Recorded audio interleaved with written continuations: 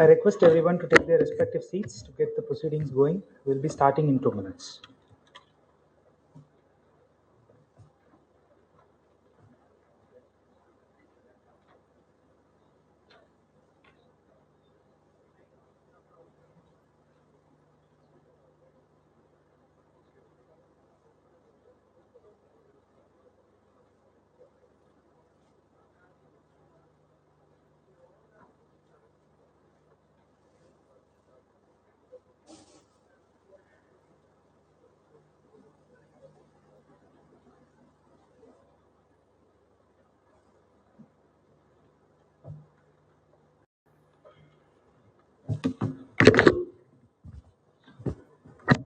பெற்ற அன்னைக்கும் கற்ற தமிழுக்கும் என் முதல் வணக்கங்கள். A wonderful morning for all our guests present here. It is with great pleasure I, Praveen Sankaran, welcome you all on behalf of the team AMRO and Aviakul. We are humbled and honored with your gracious presence here. Change is the only inevitable constant. One who doesn't keep up with the latest trend goes out of the trend. In the recent past, aviation and aerospace have seen remarkable development in India. Although the progress is significant, the opportunities and possible ventures from the industry are yet to be unmasked completely. In the upcoming decades, India is anticipated to become the global hub for MRO and manufacturing company due to numerous government interventions aimed at lowering the cost of setting up those businesses compared to other nations.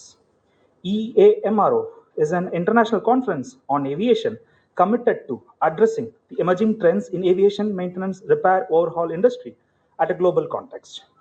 Organized by a Aviacal group of companies, EMRO strives to bring together different stakeholders who work in close collaboration with the core MRO professionals and provide a platform for them to discuss the common problems faced and how to solve them together.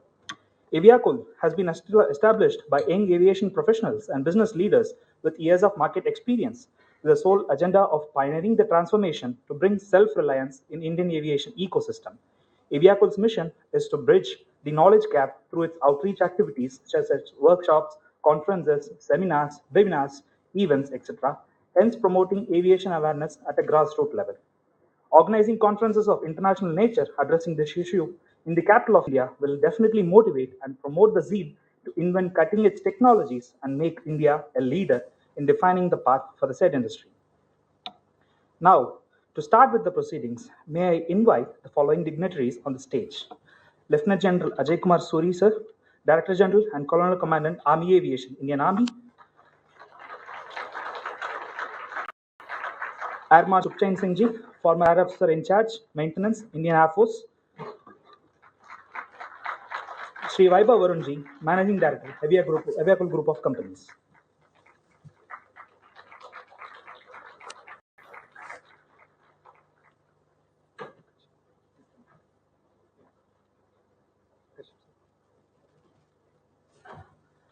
I also request Shri R.P. Kashyap Ji, Director Operations, CGCA and Indian Aviation Academy.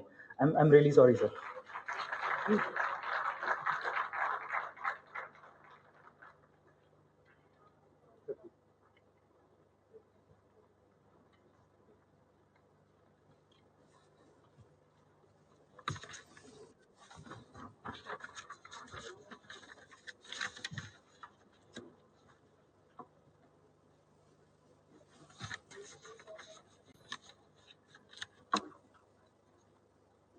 Now, to kickstart with the proceedings, I request Shri Vaibhav Varunji to welcome our dignitaries for the day with a flower bouquet.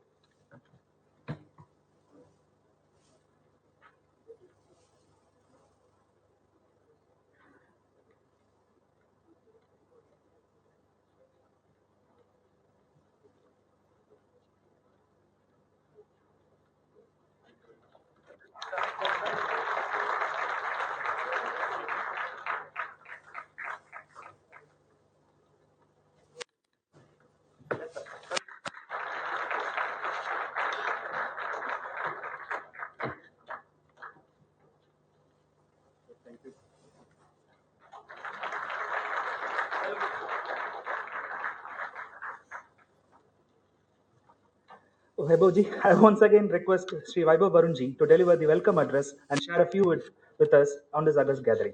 Vaibhavji, please. Very good morning to all of you. I'm thrilled to announce the second edition of AMRO 23, that's the Emerging Trends in Aviation MRO Industry. We could not be more happy, enthusiastic, and thrilled to have such an esteemed set of panelists sitting here in the opening ceremony. Lieutenant General Ajay Suriji, thank you so much for honoring us. RP Kashyap, sir, whose support has always been with us when it comes to the facilities of Indian Aviation Academy. Thank you so much. We have an extremely interesting set of panels lined up. We have very interesting keynote lectures lined up. So I'm not going to bore you with my talk here. I would request the audience to interact with our speakers, to learn more, to know more. And that's all from my side. Thank you so much all for coming again. Thank you. Thank you, sir. Now, may I request Air Marshal Stvnational to share a few words of wisdom with us.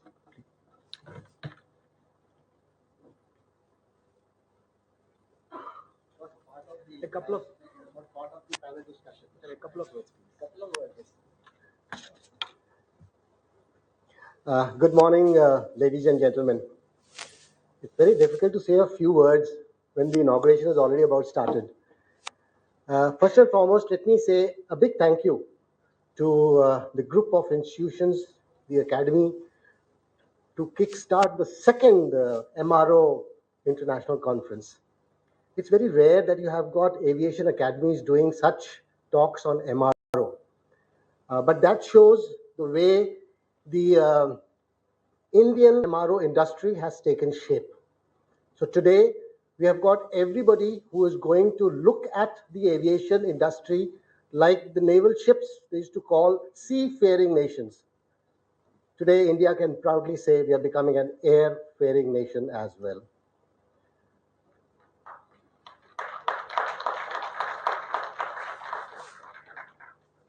Praveen has always been speaking about systems engineering concept. I think the airborne platform is a wonderful example of actually a systems engineering platform. So anybody who operates this platform, who maintains this platform, has to have system engineering in place. The operator, the pilot, obviously when he's flying, he must understand as to what all goes on with his controls, which he is exercising, his commands, which he is giving, where all and what they are doing. So he becomes a system operator. He's no longer a pilot. He is a systems operator. And the maintenance chap, when he looks at the various activities which he's supposed to perform, is again a systems engineer. Because no fault diagnosis is going to be a clean, single system diagnosis. Everything is linked. That's I wanted to say about the systems engineering. Coming to the seminar per se, it's good to see a plethora of youngsters, some old veterans, some practicing MRO specialists, and some, I think, budding pilots and maybe licensed engineers. Good to see you all. I wish you all a very happy listening to the proceedings today. Thank you very much.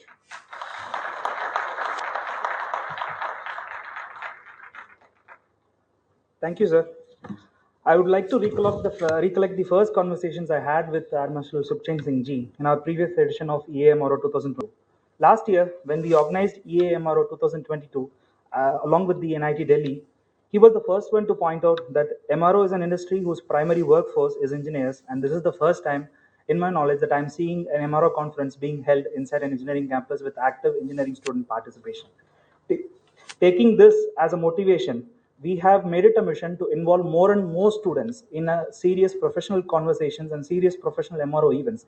Even the last event that we did, when we felt that including students would make the conversations a little bit not serious, but it is all the experts, all the media professionals who were present, they pointed it out. It is because of the students, the conversations are much more interesting, much more interactive, and much more professional. So thank you, sir, for motivating us and to keep inspiring the next generations to come. Now, unfortunately, due to the health issues, Dr. Sudhir Kumar Mishra, former Director General, Defense Research and Development Organization, couldn't be with us physically. However, he has sent us a video message for us. Let's hear it from him, please.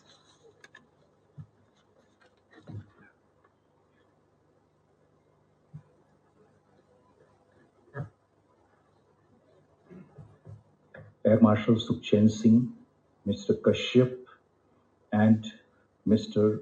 Vaibhav Varun, doyens of Indian aviation industry, ladies and gentlemen and friends, my greetings to you all.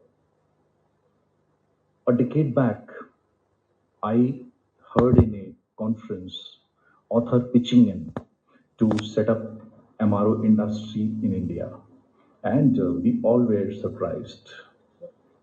Today, we have thousands of state-of-the-art military aircrafts.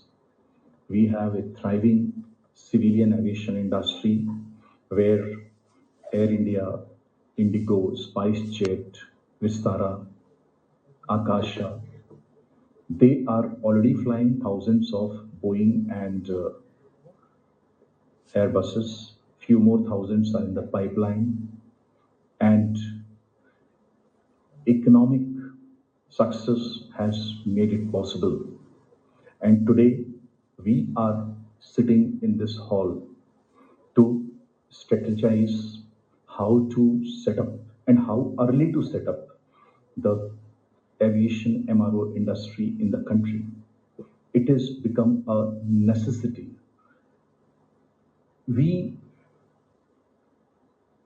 Indians, we have made it possible to not only service Indian aircrafts, but meet the global requirement in this part of the world.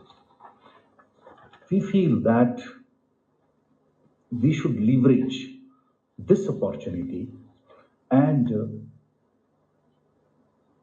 we have trained manpower, technicians, engineers, required capital.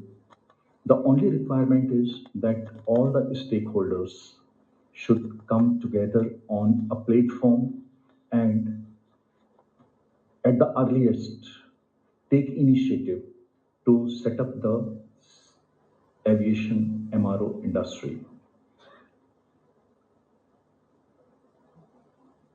I understand that Semilec, DGAQA, and DG Civil Aviation, they have to think of a common strategy how to make it possible. I welcome you all for brainstorming and coming out with the winning strategy. Best wishes to organizers and participants.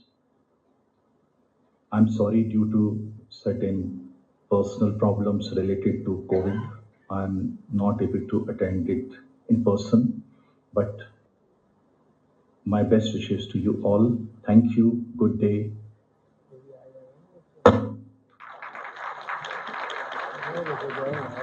Thank you for your kind words, sir. I sincerely hope that we will be able to keep up the momentum and the zeal to innovate and find synergies. Now, may I request Sri R.P. Kashyap, sir, to share a few words with us.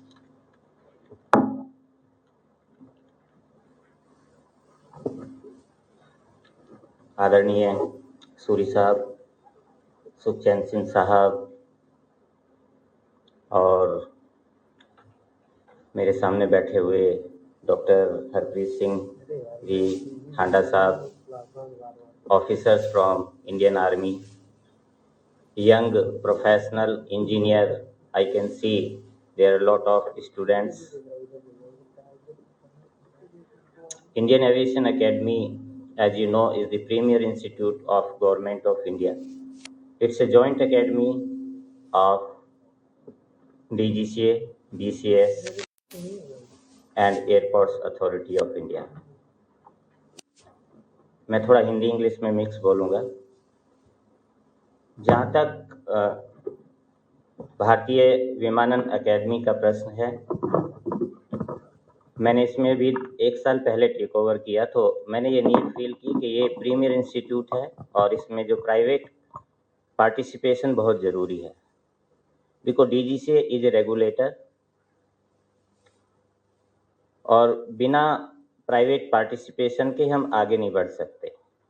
पहली बार इस तरह का programme, इससे पहला जो first time हमने यहाँ पर इंट्रोड्यूस किया था, और अभी लगातार यहाँ पर इस तरह के एविएशन से रिलेटेड प्रोग्राम होते हैं। जहाँ तक एवियाकूल का सवाल है, एवियाकूल इस फील्ड में एक बहुत अच्छा काम कर रही है। मैं थोड़ा सा एक आउटलाइन थोड़ी सी दे पाऊंगा कि भारत अभी बहुत तेज़ी से एविएशन सेक्टर की तरफ बढ़ रहा है। हम दुनिया की तीसरी एविएशन सेक्टर की महाशक्ति हैं और इसमें एक टॉपिक बड़ा अच्छा रखा गया है, वीमेन इन एविएशन। तो ये आपको जान के खुशी होगी कि हम वर्ल्ड में नंबर 1 हैं वीमेन पायलट में। तो ये एक हमारे लिए बहुत खुशी की बात है। हम लोग जब विदेश में भी जाते हैं, अभी मैं इंडोनेशिया गया था जहाँ पर 15 देशों के कंट्री थे, तो कुछ लोग तो ऐसे सोचते हैं कि वहाँ पर एक भी वीमेन पायलट नहीं है। देन आई टोल्ड भाई वी आर नंबर 1।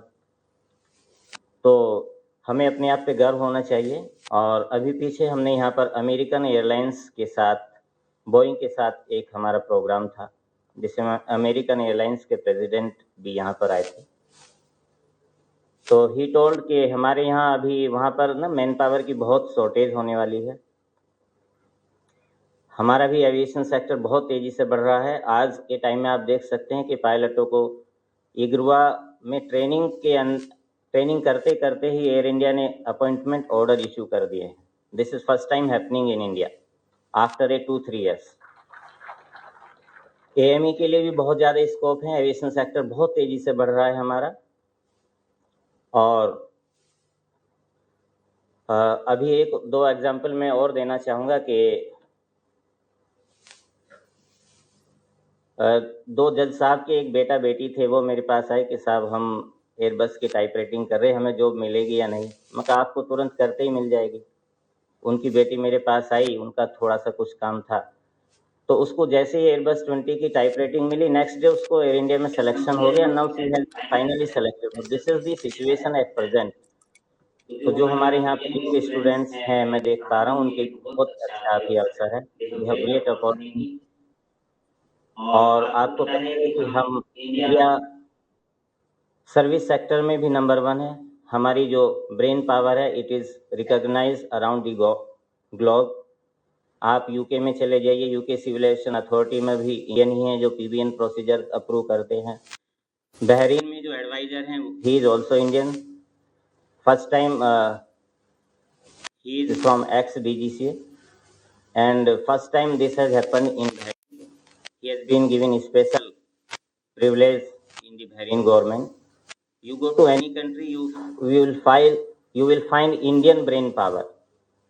तो हमें इंडिया में भी अच्छा करना है और इंडिया के साथ साथ पूरे वर्ल्ड में भी अच्छा करना है, जैसा हमारे प्रधानमंत्री जी का सपना है, make in India for the world. तो ये AMRO का जो इवेंट है, ये इसी में है कि हमें आगे बढ़ना है और हर सेक्टर को हमें तेजी से आगे बढ़ाना है। धन्यवाद।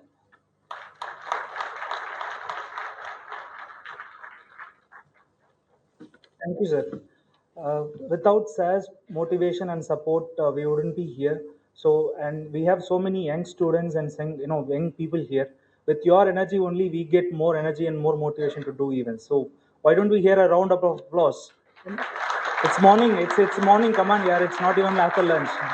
So, you people, I give the stage to you. You have to take care of the momentum. You have to take care of the energy here. You are the future of the nation. So, it's up to you. You keep up the momentum and help us to keep this momentum away till the end of this ceremony. Thank you, sir. Thank you once again.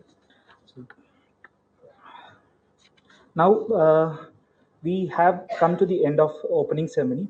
I request the respective dignitary to take the stage so that we can arrange it for the next panel discussion. There will be a short break for 5 minutes.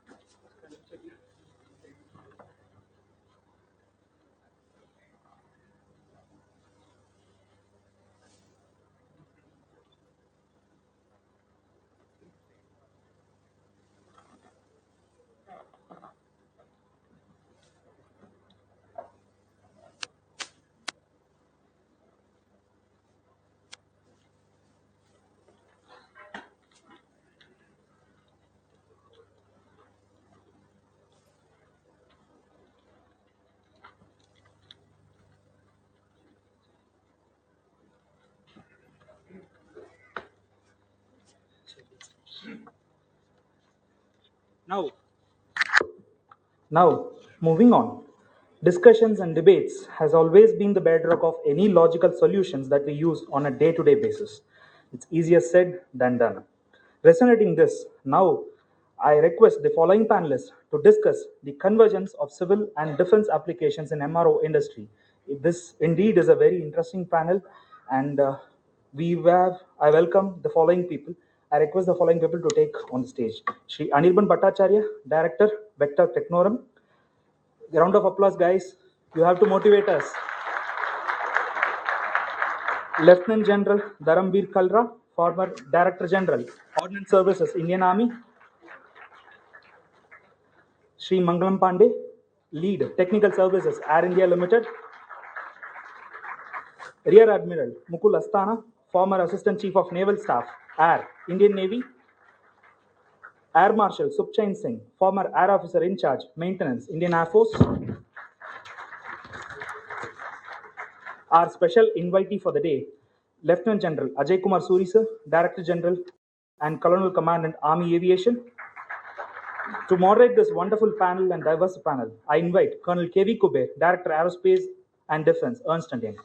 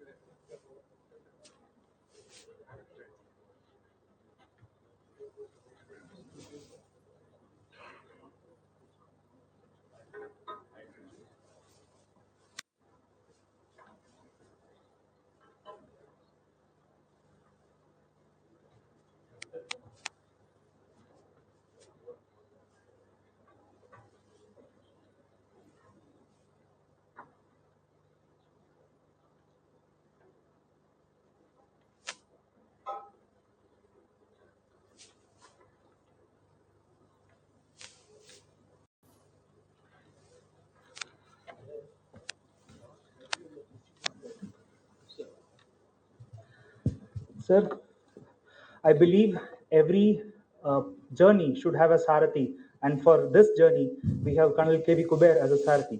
Can we have a round of applause for him?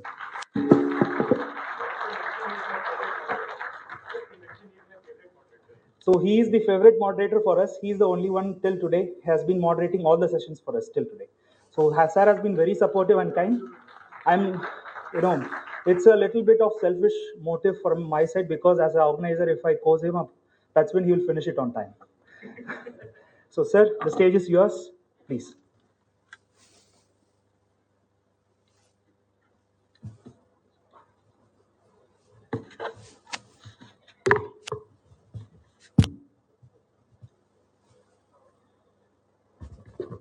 Namaskar, good morning, ladies and gentlemen.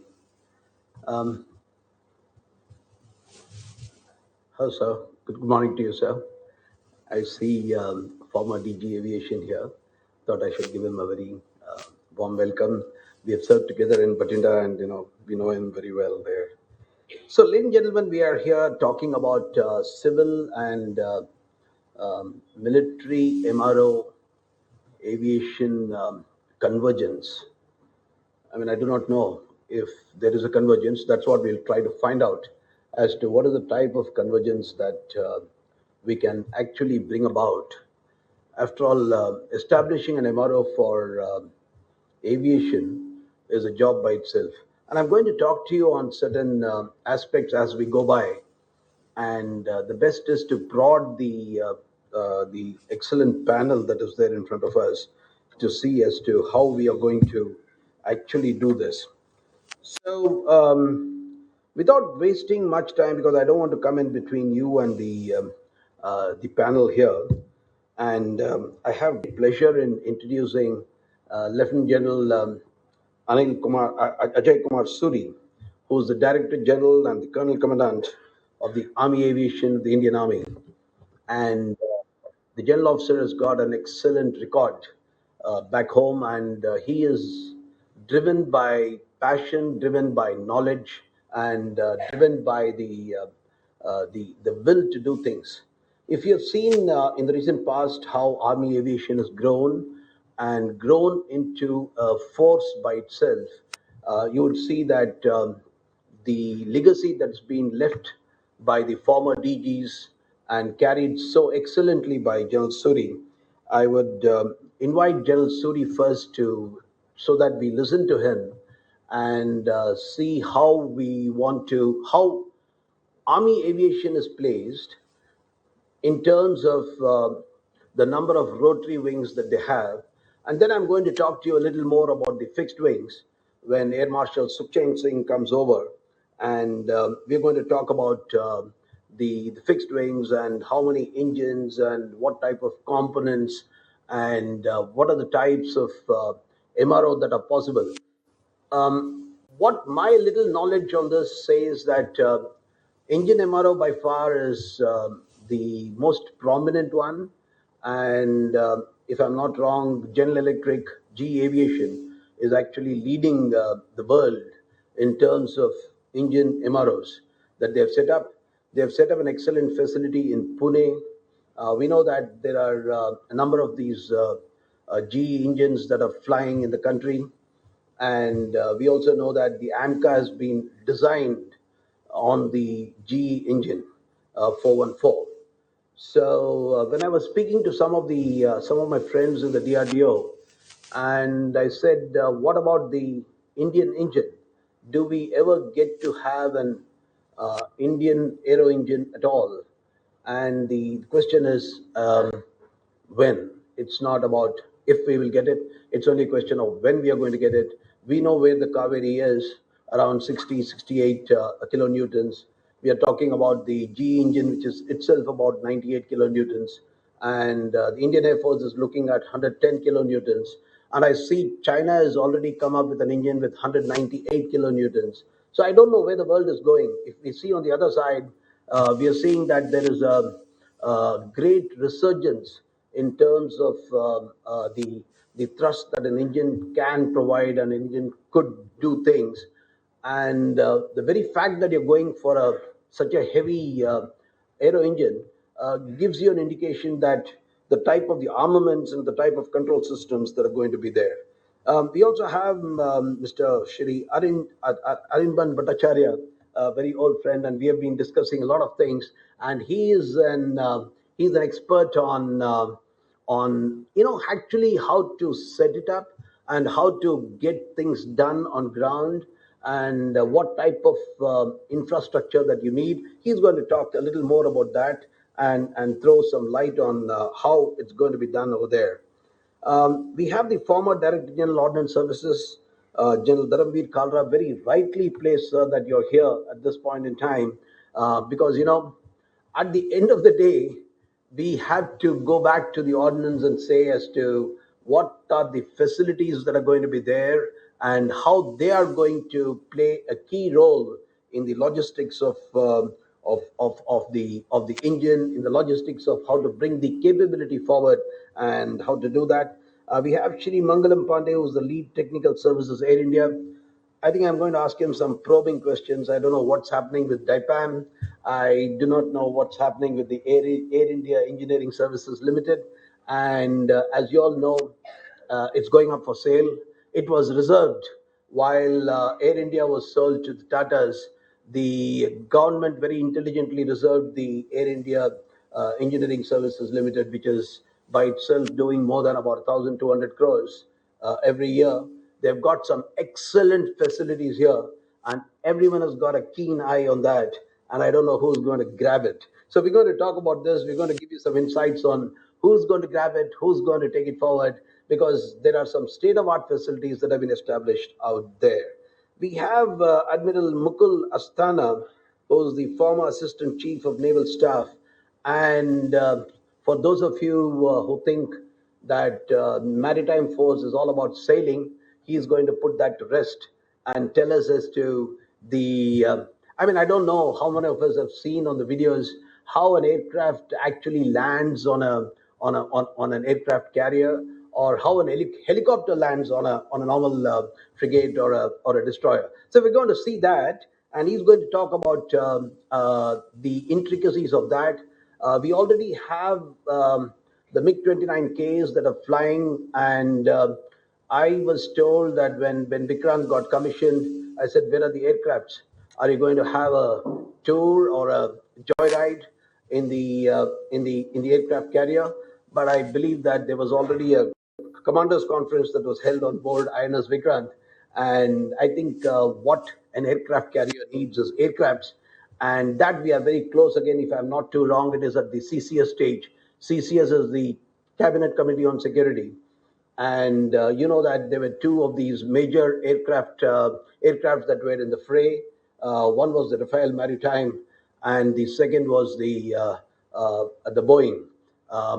So we are going to see as to where and who's winning this game, and we are going to get a little insight from you, sir, to where that program is placed. I don't want to spill the beans before the program begins.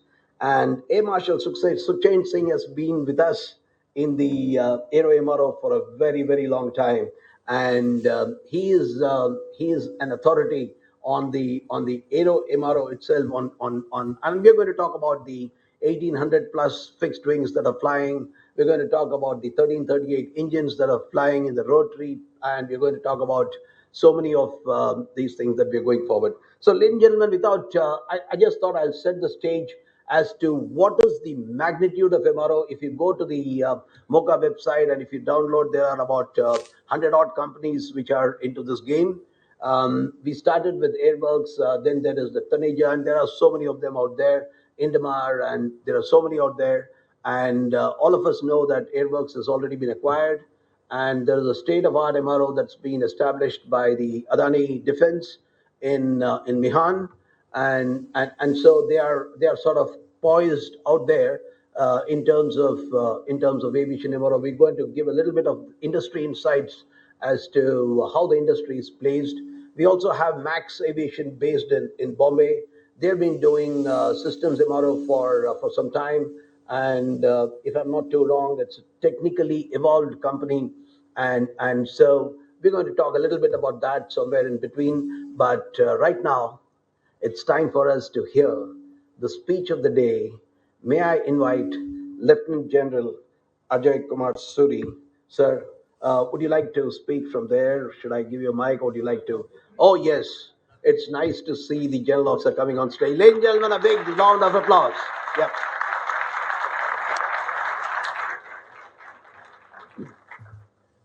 A very good morning to you all. I'll just make a couple of quick points and not a customary talk as Colonel Kuber would want me to give. I'll convey a few issues which perhaps we as an army, and especially me at the helm of affairs of heading a corps which has got about 400 odd helicopters and a manpower of about 11,000, which includes about 1,000 odd pilots.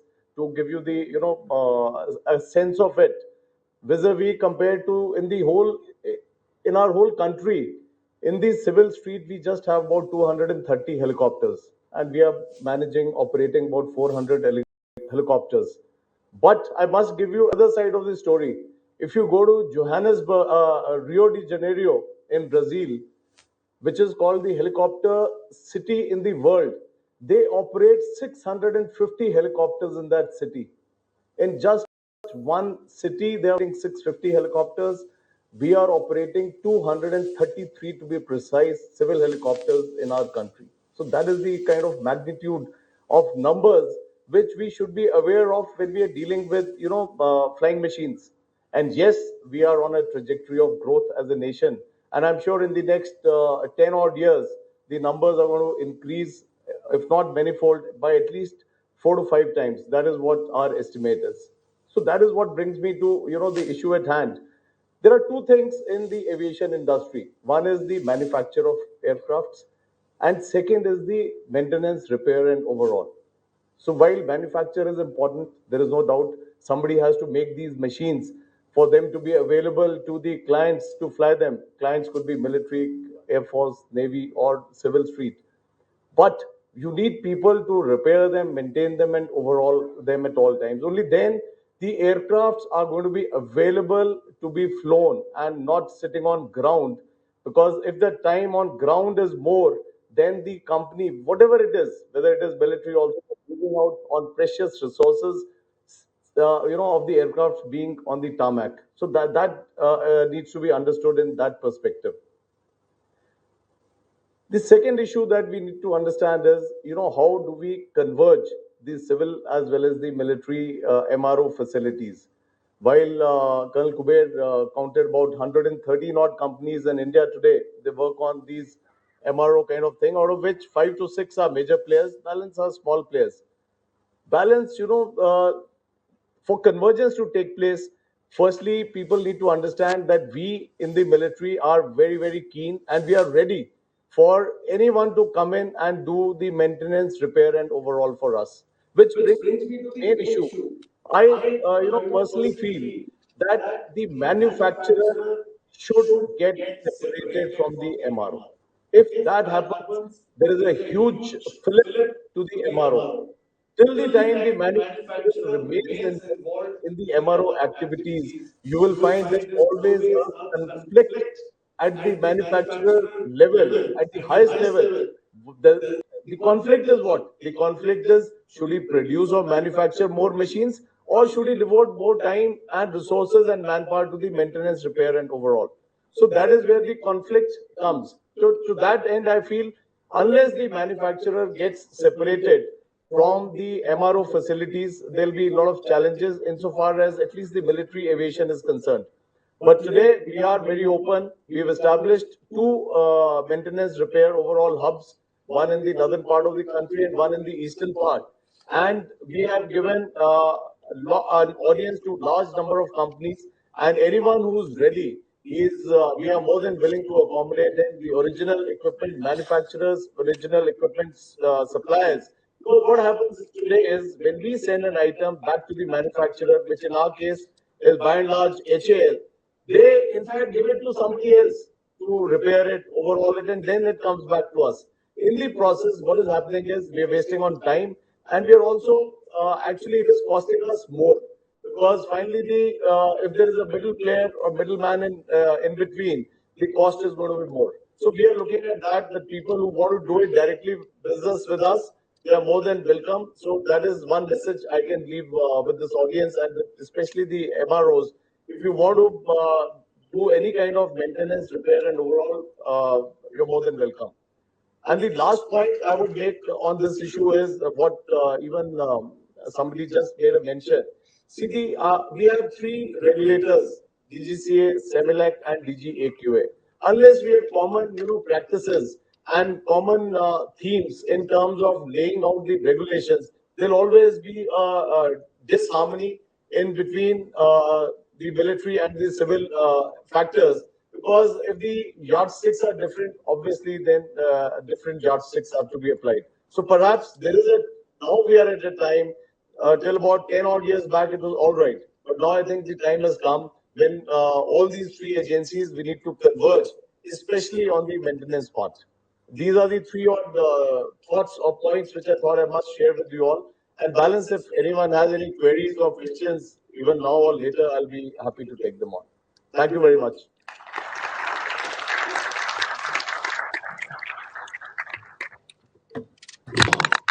Thank you, sir, for those excellent opening remarks. And I think one of the most important points he made was the time on ground. And I can give you an example.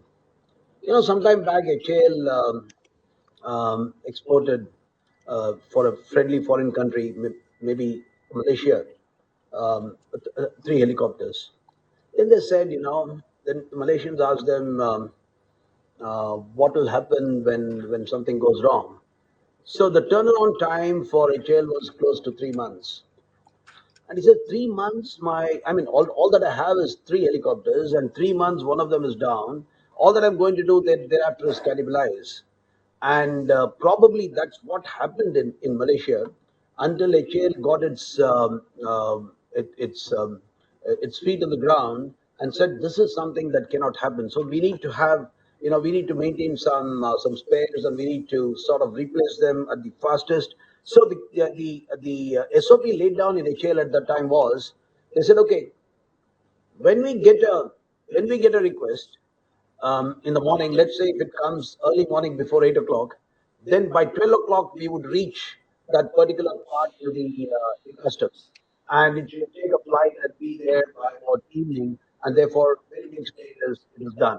So still we are talking about 2 days, 3 days, which if I ask General Suri, is that too much, sir? I mean, I want to engage in a discussion now. Is 2 days too much, or is 2 days is all right? 2 days is all right, he says, but I'll tell you, he's saying that because we want our Indian MRO to come up. We want, and we know about one in north and one in east, and all of you out there. So aerospace MRO actually involves interaction, engagement with various OEMs. Also, it's not that you can just set up an MRO and start doing. It's not a Maruti repair shop, and therefore even for a single platform you might have involved various OEMs. If you know the number of OEMs that are there on the ALH, if you know the number of OEMs that are there on the LCA, if you know the number of OEMs that are there, even the C295 that's getting manufactured today, then you would know that we are talking about airframe, we are talking about engine, we are talking about components, we are talking about electronics, and we are talking about certain specialized equipment. And in all this, let us not forget the armament that goes into it, because when it comes to the military side of aviation, it distinguishes itself by the armaments that are going to be placed there. So I would like to ask you, sir, before I go forward, um, in terms of your when you say that an OEM should probably be resisting himself from doing the MRO, may I request you to kindly elucidate a little bit on that? If you'd like to take a mic, sir, can I help you with that? Yeah. I did cover that. See, when the manufacturer, a person who's making a particular aircraft, he gets involved. Obviously, there is a conflict in his mind whether he should devote attention towards the production or towards the MRO. So that is the whole question. And in case because as it is, a lot of MRO activities are outsourced by the manufacturer itself.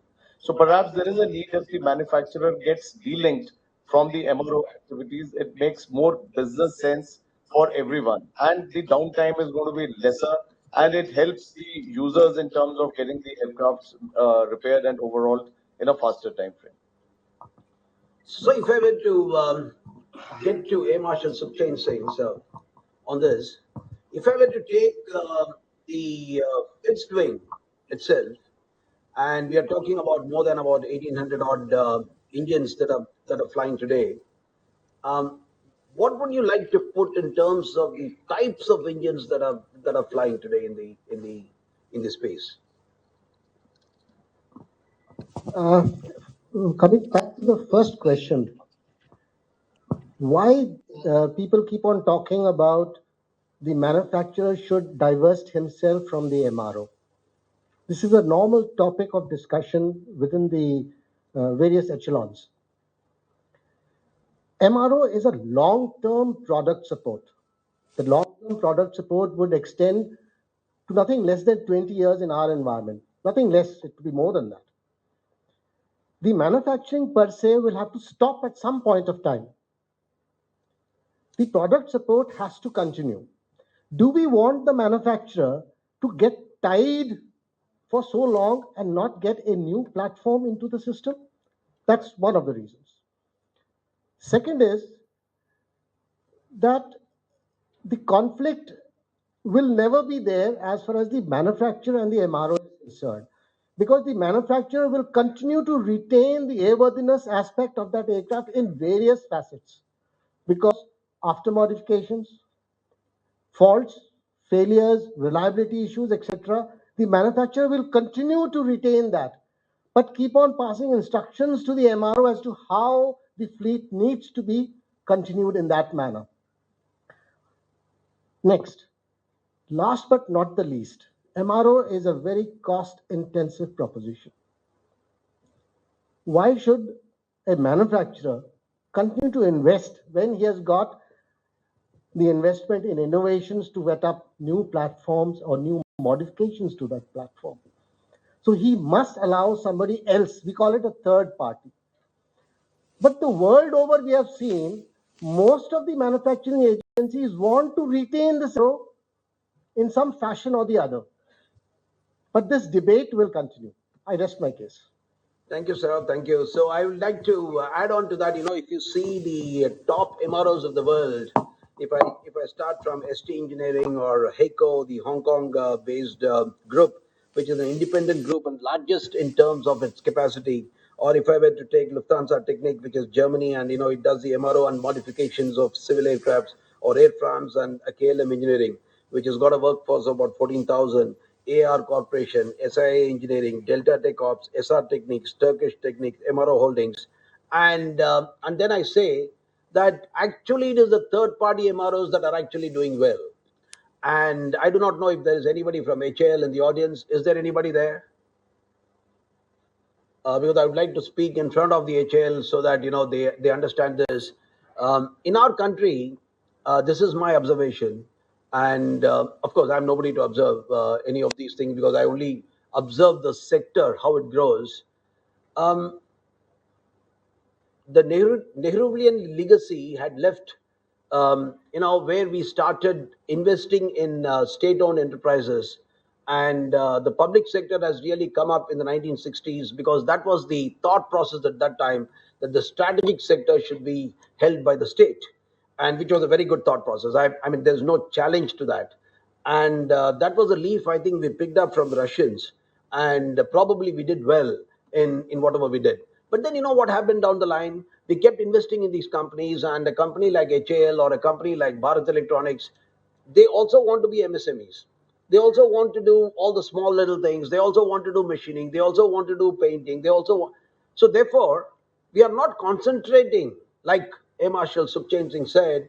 You concentrate and be a lead integrator and leave the jobs that could be done, which is an aftermarket job, to the market that serves the best. So I think here we are when we talk about this. So may I ask my friend Mr. Anirban, how would you like to put this across in terms of the capabilities that you have? You've advised companies in Dubai, you advised companies outside of this country, and if you were to want to advise and be a part of this MRO ecosystem, how do you think you want to put it across?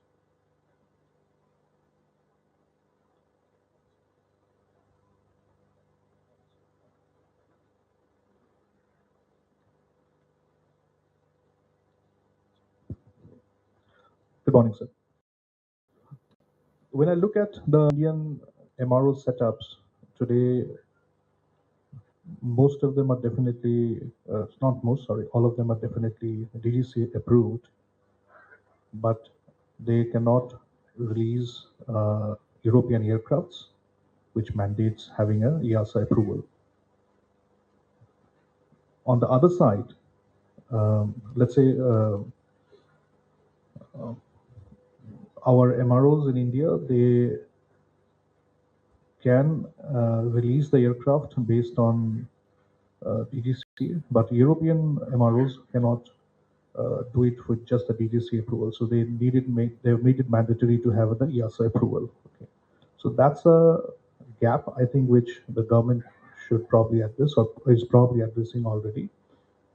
But when it comes to the MRO infrastructure itself, as in the hangarage, there are certain standards, global standards, to which we do not comply as on today.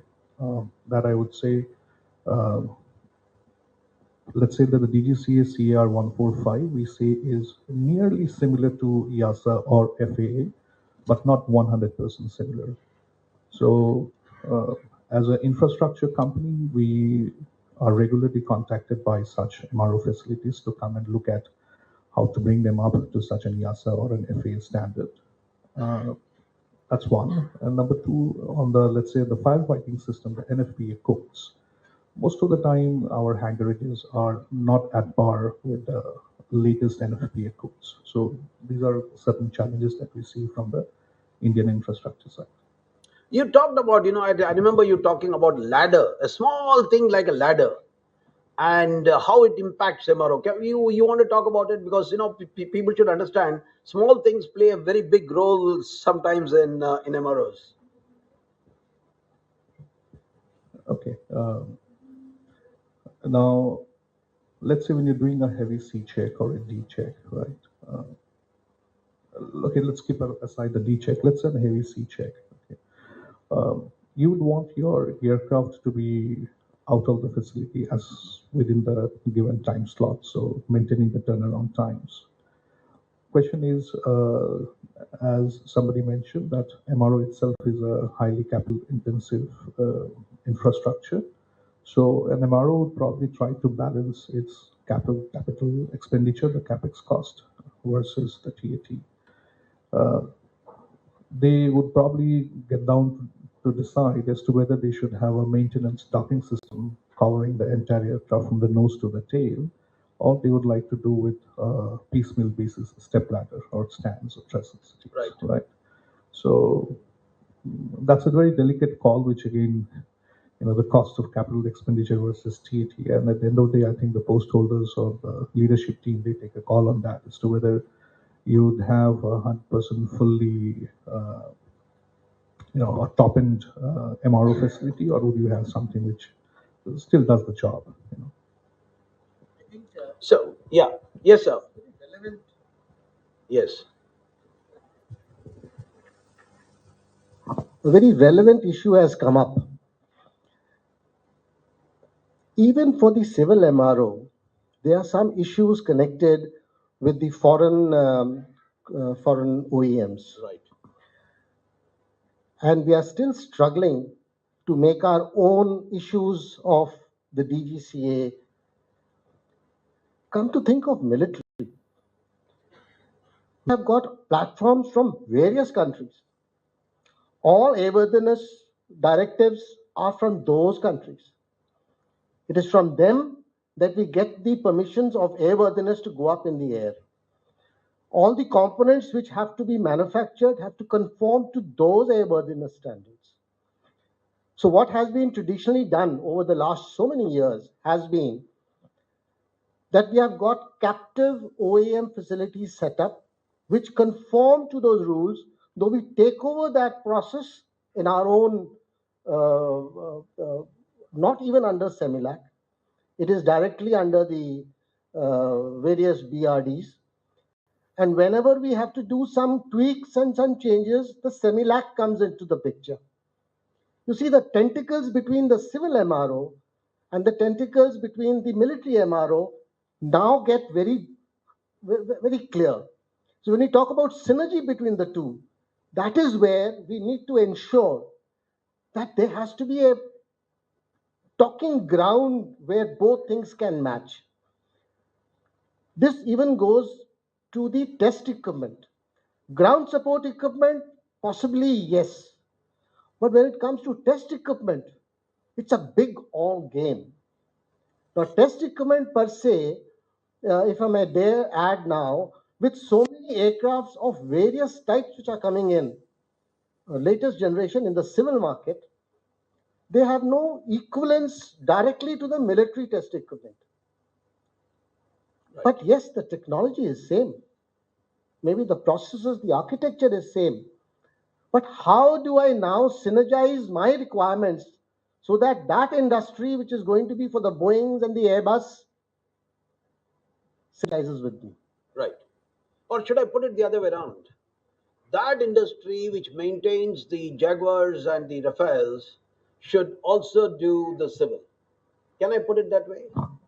What is more important here? Is it important to have a robust military MRO and have a civil MRO alongside, or should we have a civil MRO and hope like hell that he comes to the military standards? I think who is the crier in this case? Who's the crybaby? The crybaby is the military in this case. Right. The crybaby is not the civil. Right. The civil will have its support because it is cost insensitive. Yes. He will get it from abroad because the aircraft cannot remain on the ground because of the way in which the business model is built up. Right. The crybaby is the military. Because you're going to support the platform for a longer period of time, the obsolescence issues are going to come in. Right. So you are always looking forward to what can this industry which is coming up in the country do for me. Right. So, sir, can I, with your permission, bring in a geopolitical angle and say, with this war that's going on and never seem to end, two, three things have happened in the world. If I were to see entire Europe, I mean, if you had seen last week or the week before last, entire Germany collapsed.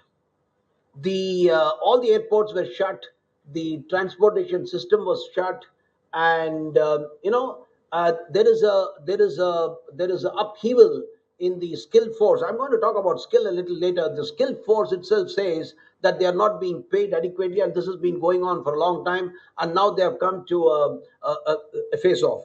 But then I want to come to Mr. Mangalam and ask Mr. Mangalam. You see, one of the things that most airlines do is they do their own line maintenance, and when it comes to the heavy work, they want to outsource that to the other MROs. Is that true in case of Air India? How do you think you would like this industry to go forward?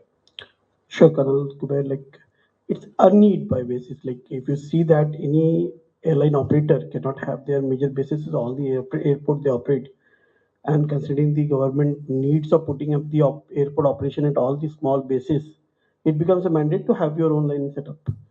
Basically, what happens for the bigger MROs when Air India, ASL used to be the same, it was their own people, their own skill set, so they were depicted over there. Now, when you become an operator and your focus is just to focus more on the airline operation, so it becomes a mandate need for you on a business case to ensure that there is a line maintenance need being taken care with right set of skill set, right set of amenities required for doing the checks, right set of the requirement in terms of the certification, validation of the aircraft so that it continues to fly. That becomes a requirement. Second challenge which comes in terms of this is majorly in terms of when you get a AOG situation, when you land up into a problem with your aircraft, and then you need immediate rectification so that the AOG time goes down.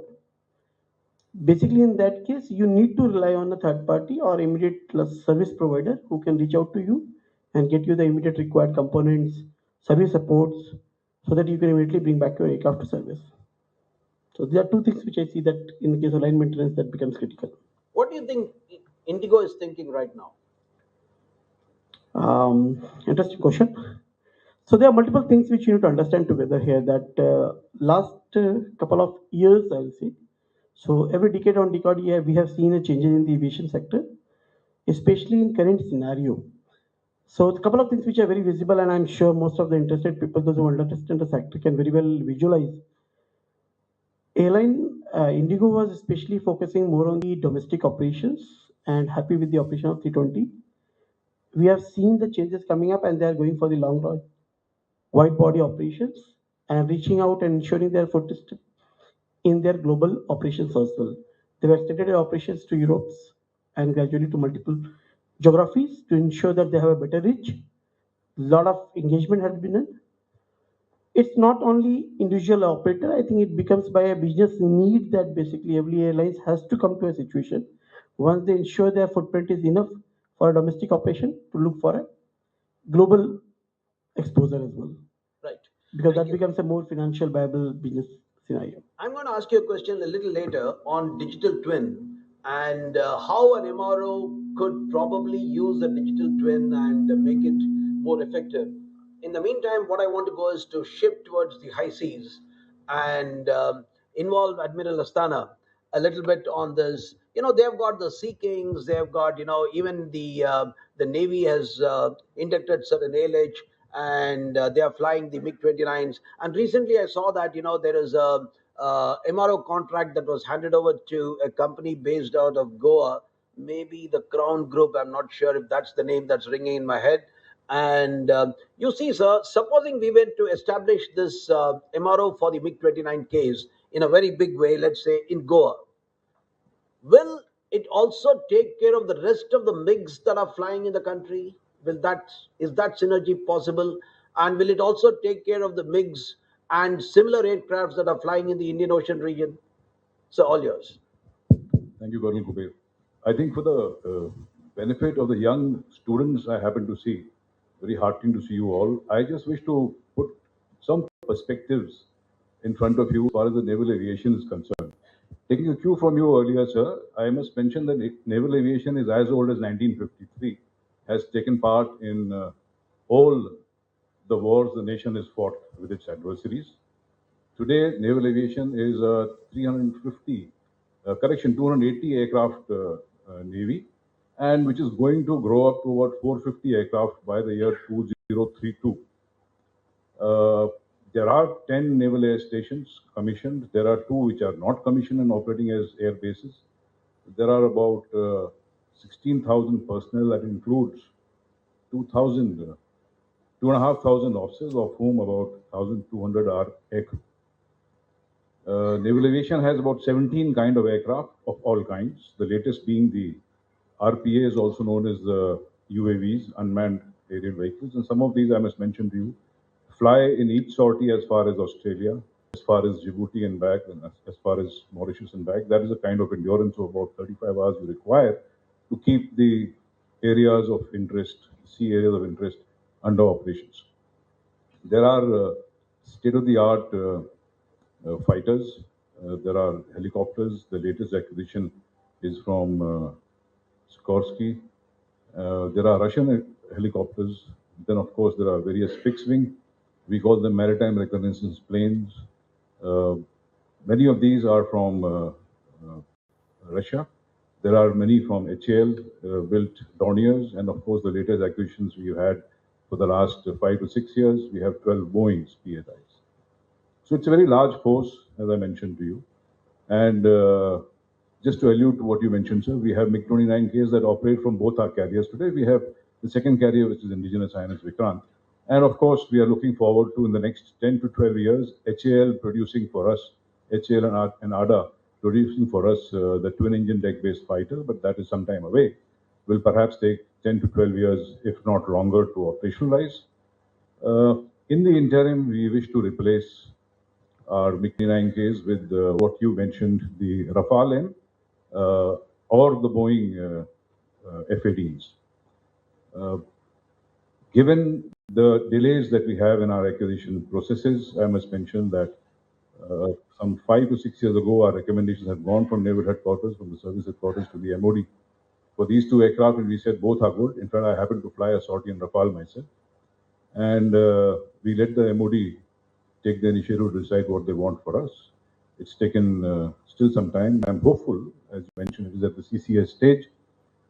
Country should have a new deck-based fighter in the name of Rafale M or perhaps F-18.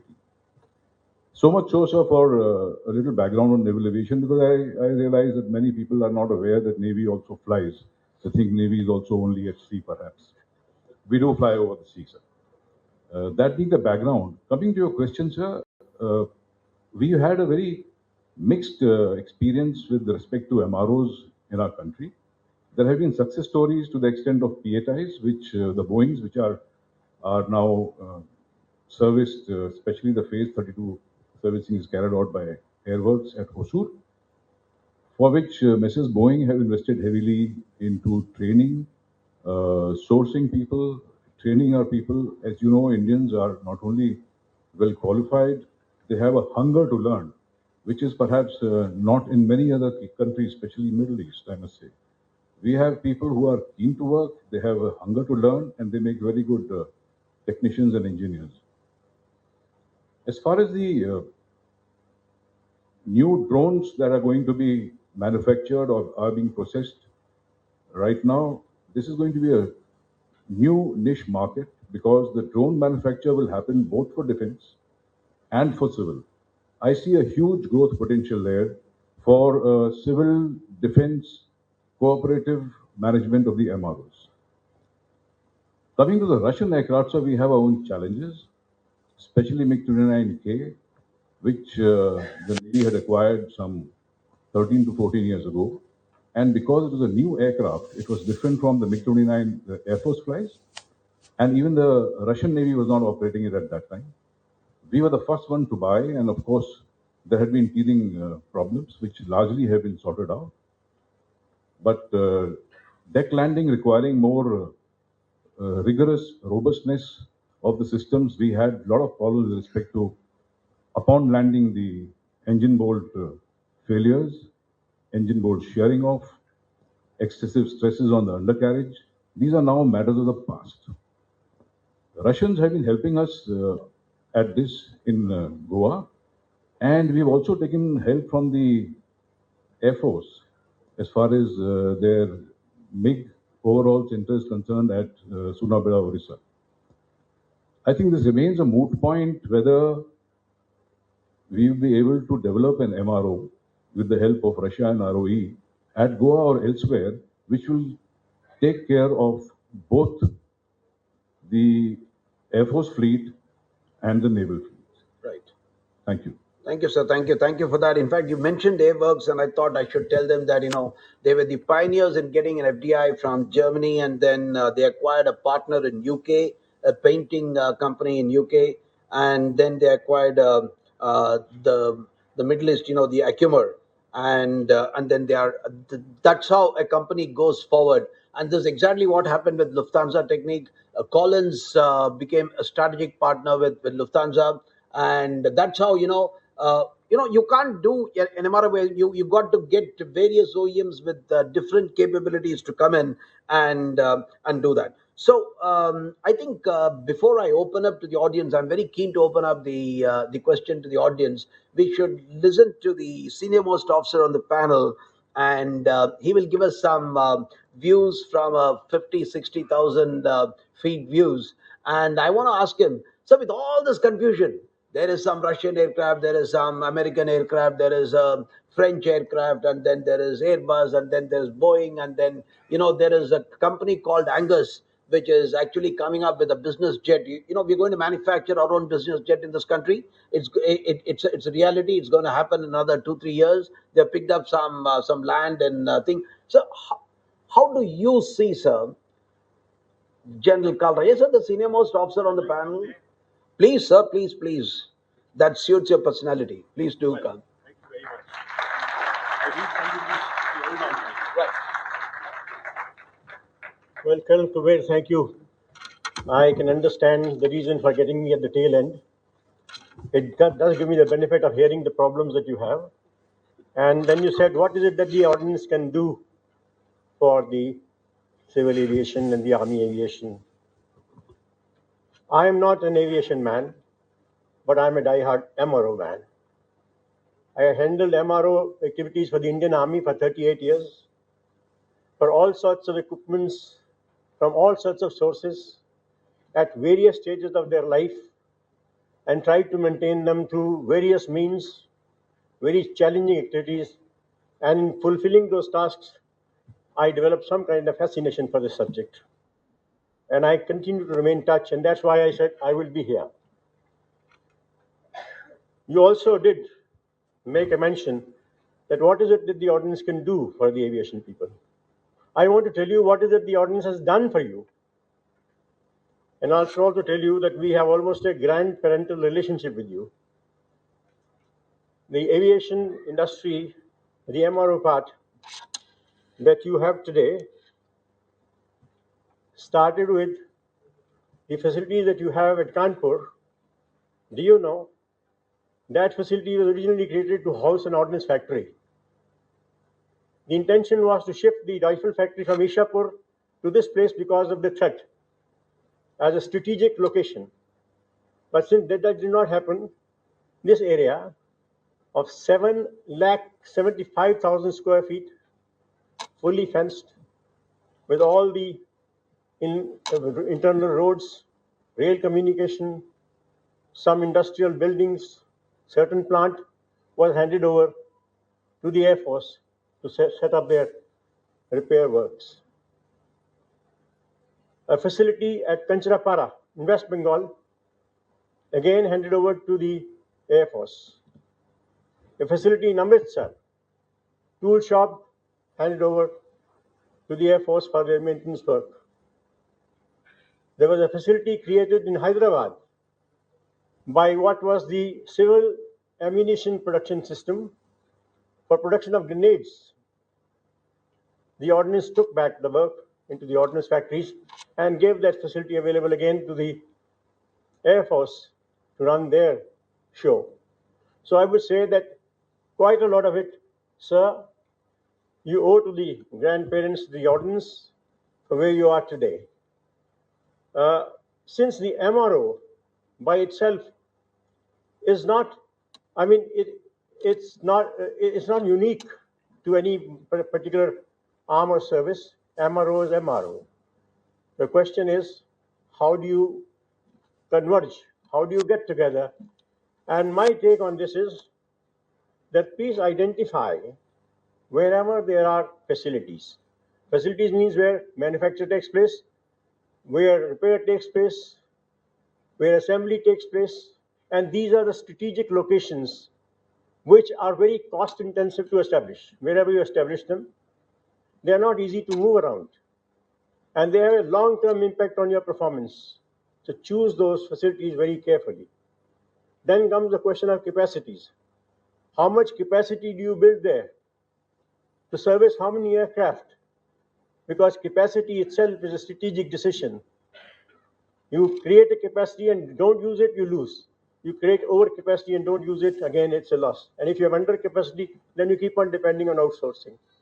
So capacity building is also a necessary part. Then, of course, map and find out the skill force available where it is. And having done that, you have to go about to see how best can you utilize all these resources in a collective manner. That is how you will build your AMRO hub in India. Because having identified whether it is the resources available in the civil, whether it's available with the, in fact, the question came up here, should the manufacturers also do MRO? Do you know the HAL itself, when it came up, it was a private sector company intended to build aircraft. But when the British took over the control during war, they asked HAL to stand down on manufacture, concentrate on repair and overall, because India is a base for maintenance for the Southeast Asia Command Forces. And the entire load of air forces came on that for maintenance purpose. And she leave the manufacturing to the original companies back home, because making here is more expensive. Of course, over a period of time, they are now making, but a thing that can be decided whether you should really take a clean break from manufacturing to MRO, or whether the two things should continue. I think there are people here better qualified to discuss that, but I want to give you the history of this. Not only in the case of aircraft, the shipbuilding industry, the West Coast shipbuilding industry was asked to stand down on shipbuilding, get on to repair. East Coast was asked to continue building ships. That was a strategic decision. So therefore, the ultimate theme is to find out where is what available. And convergence does not only mean meeting our minds, it means physically getting together. When physically put the people together and pool all the resources and use them in a collaborative manner, wherever facility is available, use it. And today with the digital connect, you can always find out what is the total asset visibility, where is what, and you can connect it and use it to the best advantage. So I think a lot can be done by convergence leading to actually mergers, and all the differences that are there in standards and specifications and tests, etc. Put these people together, and I can assure you, over a period of time, they will talk the same language. They'll come to some kind of agreed solutions. Yes, in the same facility, you can have people who can carry out better specification tests and those who can normal ones. I hope I'm not going beyond my brief, but this, I suppose, is possible. Put them together. They'll speak the same jargon. They'll learn as to how to accommodate each other and then build on.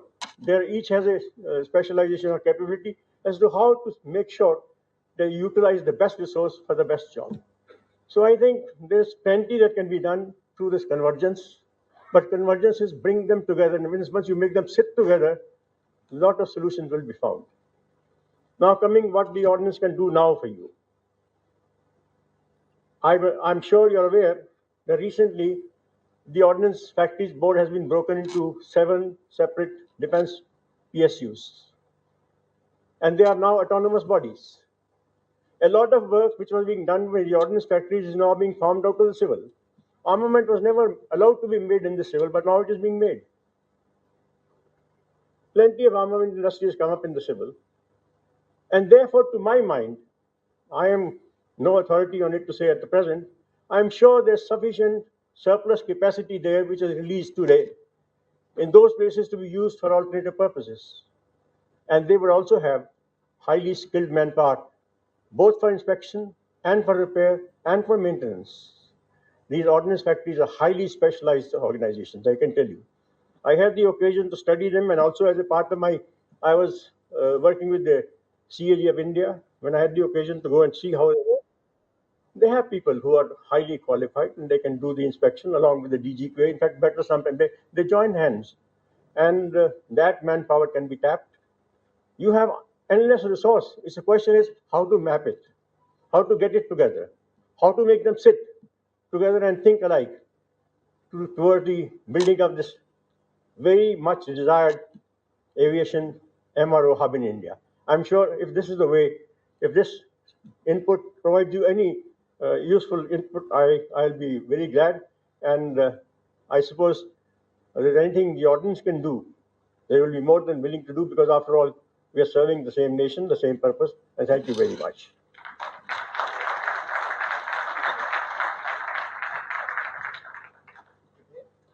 Thank you, sir, for that.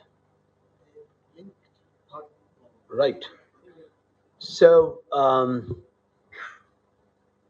be ready with your questions while Air Marshal Sukhchandra is going to give a little comment on, just to link up what General Kalra just said. You know, senior officers sitting here, they've got a lot of wisdom they've got a lot of experience. So let's hear them out. Thank you, General. That was really illuminating. To take up the thought from there, I got a quote from 1922, a Major General F.H. Skikes, 1922, when he said, service aviation, when he talks about service, he talks about defense aviation. He says, service aviation must be spearhead, civil aviation, the shaft of our air effort. So, whenever we talk about advances in the civil aviation, the shaft will get strengthened, the spearhead will get those energies to punch through. Right. Whether it is talking in terms of capabilities or it's talking in terms of MRO, it's all part of the national air effort. Right. So if I get a enhanced capability in the civil aviation MRO, I obviously will be able to tap onto that into the military aviation. Right. That's point number one. Point number two is we have very successfully done this in the Indian Air Force in the last, say about 8 years or so, 10 years or so. Whereas we have allowed a certain amount of part tasking to be done in our BRDs. When I say part tasking, it is not that the whole thing has been outsourced to a civil agency. You allow that civil agency, depending upon the capabilities he has got, to come and share the workspace with me, do that activity, finish that activity as per the requirements of the airworthiness, and leave the place. We have very successfully done in the case of AN32, the upgrade program, the RE program. We have very successfully done even in the MiG-29, the major overall program and the modifications. We have done excellent modifications on our helicopter fleet to induct the Israeli electro-optical systems by one of these civil agencies. To be more precise, MAC Aerospace. So when we have such synergy building up, why not have a plant-in-plant concept, which is the link which I wanted to establish with the general. Right, sir. A plant in plant concept is use my facilities, do your work, go off, allow me to use your facilities, come back and do my work. Lease it out. But the questions coming out is airworthiness, regulatory authorities. Right. That is something, a topic of another discussion. Right. Thank you. When this don't premises were handed over, the adjoining ordnance factory said that our plant is at your disposal. Besides that, you can come and use it when we are not producing our own. We'll also And give you that a is good the kind cup of synergy which led to the production and sustenance of the air forces, the US Air Force and the RAF during the war. Right. Admiral. No questions? Okay. Wish to make a very limited point. Sirs, for far too long in our country, we all have worked in silos and compartments. After 75 years, perhaps, it is now the time to realize that many other countries have overtaken us in these matters, especially of MRO. Small countries, Dubai, Singapore, Sri Lanka, Malaysia have got MROs, whereas we are the hub and going to be thrice the size in the next 6 to 7 years. I think it's time to break silos, work in a collaborative manner and a cooperative manner. So I completely agree with the General, sir, and the Air Marshal when they say that civil and military can very well work together. And I have one small recommendation here. Recently, we started this recruitment of the Agniveer scheme. Right. I can tell you, sir, that for the Navy, every year we have already started recruiting 400 plus naval air technicians who, after 4 years, perhaps 250 to 300 of them will be going out into the civil. I'm very certain Air Force and Army also will have such large numbers, perhaps the Air Force will have larger numbers. It would be of good use for the civil MROs, HAL, and all those OEMs who are in MSMEs who are working towards aviation MROs to hire these people who will be highly skilled, motivated, willing to learn, young, and they can be groomed into making good technicians and engineers. Thank you. That's an excellent PR for the Agniveers. Sir, your question. Gentlemen, this is Ashish Sharma from Aeronautical Society. I have a comment and a question. Comment is on General Suri's remark. You see, we have all seen the OEMs, Airbus and Boeing. They went for the low-hanging fruit in the last couple of decades, and they started setting up MROs and all kind of businesses rather than encroaching into other businesses. I thought I wouldn't have been surprised if I had walked into a check-in counter and saw a Boeing guy sitting there doing check-in at the airport. That's what they do for. And when Boeing shifted their focus from their core competency of making aircraft into these low-hanging fruit, we all know what happened. The Max fiasco took place because it's not their business to make aircraft. And when they shifted their core competency to third parties and started getting money, making money, we know all what happened. Now, my question is about making an aircraft in India. Now, we all know Brazil has produced an excellent aircraft in Embraer. Even Indonesia, they came up with shots, which wasn't a great aircraft, but at least they did produce. Now, do you think, General Suri, that the reason why we have not been able to make an aircraft in India so far, a civilian aircraft and an engine, is because HAL, as General Kalra very nicely put out, they were asked to stand down from manufacturing into going into repairs because I guess the HAL's core competency ought to have been making an aircraft and not doing repairs. Your thoughts, sir? I'm going to reserve one question for the last two rows. So be ready with the question. Yeah. Yes, sir. But it's not an easy answer actually to why India has not been able to manufacture an aircraft on its own. Though we may say that HAL got into the repair overall business and all, but I think the reason lies in not allowing privatization to take place about say 30 to 40 years back. If at that time it would have happened, we would have seen success stories like now we hear of C295s being manufactured in India. very shortly. I'm aware of it. There are people who are, vying today. I'm attending lot of meetings. They want to start manufacturing helicopters in India. It'll happen. So perhaps, we went down in that uh, sense about some time back, but now things are going to change, hopefully, and I'm sure aircraft would be manufactured in India, though. But not to discount, HAL has produced helicopters as well as aircrafts also. So we have to grant them that much, but much more could have been done in the last 2 or 3 decades. Thank you, sir. Thank you for that. In fact, sir, Colonel, I want to just 1 second. So, in fact, I want to tell you, we never manufactured an aircraft because we never wanted to. So, even the C295, it's time for me to give this little intervention. If C295 is happening today, it is only and only and only because of the Indian Air Force. They fought against the MOD, they stood their ground and stood it very firm and said HAL will not participate in this contract.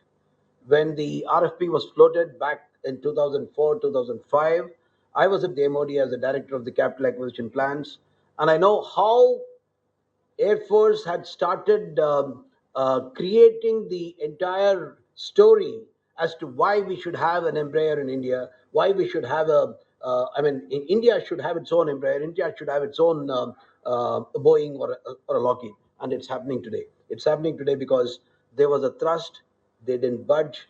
Mr. Anthony tried, HAL tried to come in, this thing, they said out.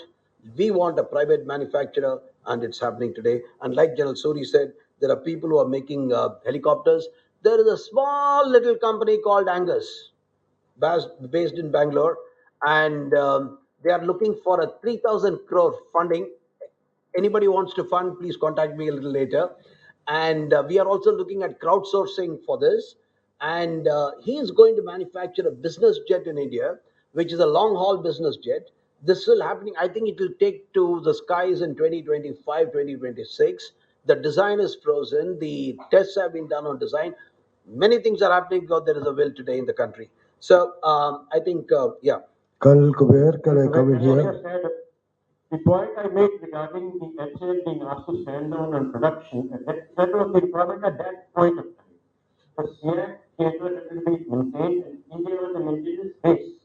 There is no reason why they cannot pick up their own competences, come up and make the aircraft again, and hopefully also divest the MRO to other people. So there's a guy standing with an axe right there behind the scene. So yeah, a quick question, sir, if you don't mind, because we are already Colonel Kuber, out of time. can I come here, please? I mean, the Thank you MRO very man much, sir. of the country. Yes, sir. Dr. I have Pratap Sen. two observations to make on MRO. I have been a globetrotter, as you know. I have been a journalist all my life. I have seen civil MROs supporting military in Canada, in Germany, around 20 years ago. That was the trend there. I don't know why we have a holy cow situation in India. The second observation I would make is it is very nice. We have been talking about civil military conversions, synergy, and everything, but there is something which General Suri and Air Marshal Sukhchand Singh would say. There are officers who come out of both the services, the tri-services, who are 40 plus, 42 to 43, but they can be gainfully engaged in civil MRO, but the DGCA is unwilling to give them the requisite certificate to work. Whereas, in my opinion, these officers and men, they are well documented by their logbooks of what they have done. A simple example, a structural MRO man is available in defense forces, which are not available in civilian market. This can be cross-utilized. I would like to hear more on the certification part, from the esteemed panel. Thank you. Right. So while we be prepared for answering on the certification part, yes, sir. Group captain, yeah. You don't.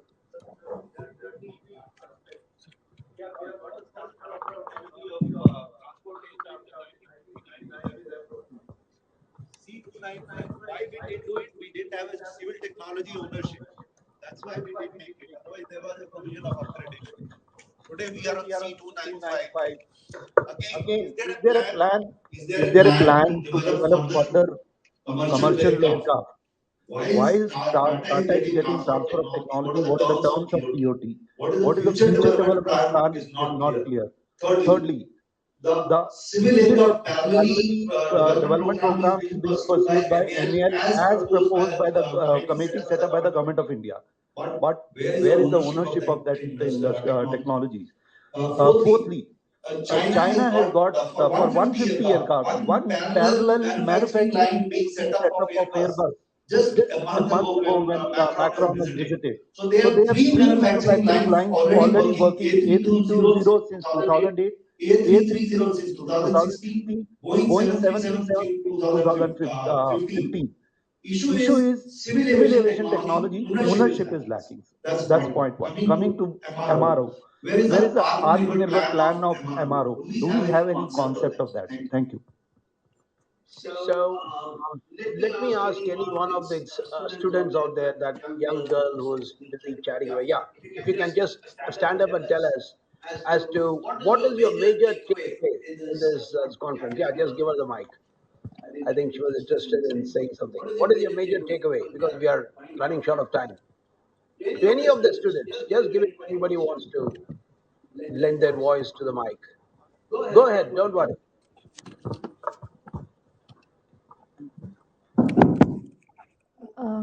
The most favorite thing about this conference was I learned a lot of new things I was not aware about.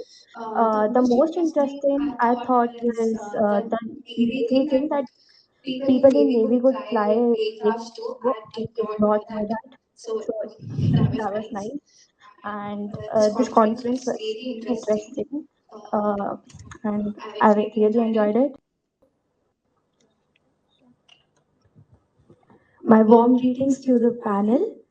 Actually, even today when we came here, for the first time I got to know about that there is a separate whole operation that takes place to take care of the aircrafts and all the machinery, because we always see that the people, the engineers, they work along with the manufacturers. But there was so much to get to know.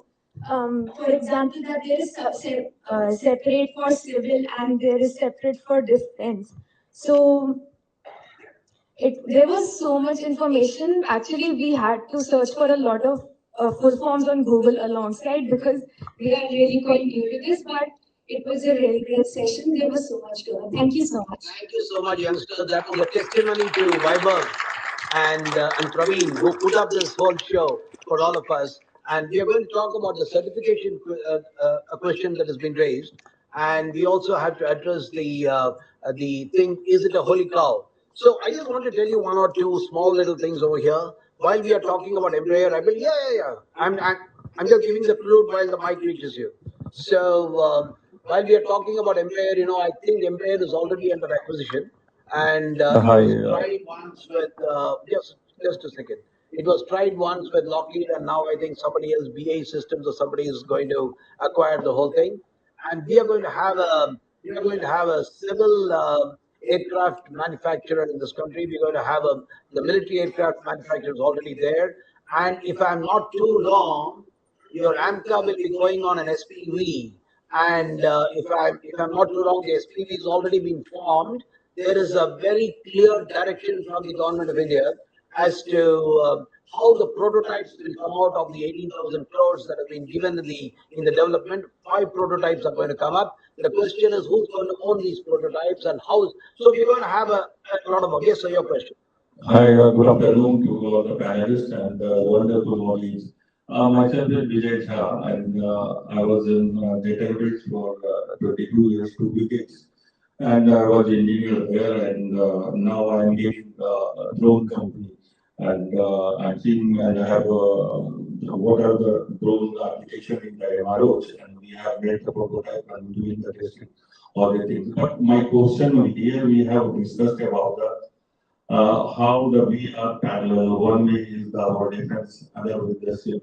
Why not we start with the at the starting level of the engineers? AME course. I'm telling you the AME course. It has a syllabus made by the DGC. Come to the root level. Why not we introduce all the defense courses at one place? Give the AME also, defense courses also. Most of the things are very similar. From there, they will come out and they have avenues to the defense and the civil also, because your aliens are not going to the civil aviation, sorry, defense, because they have not the proper degree at all, not ever training. Although if you see at the root level, they have all the basic things. So we have to start from there only. And engineer is the base of the MROs for which we are talking about. So there has to be initiation from the grassroots level.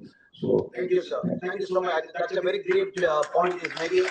We are at the Indian Aviation Academy, and let's start a course together.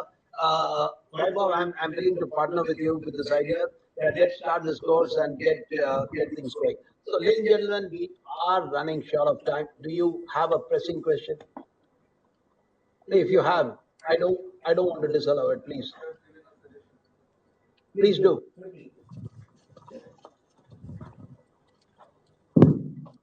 After all, this is meant for you.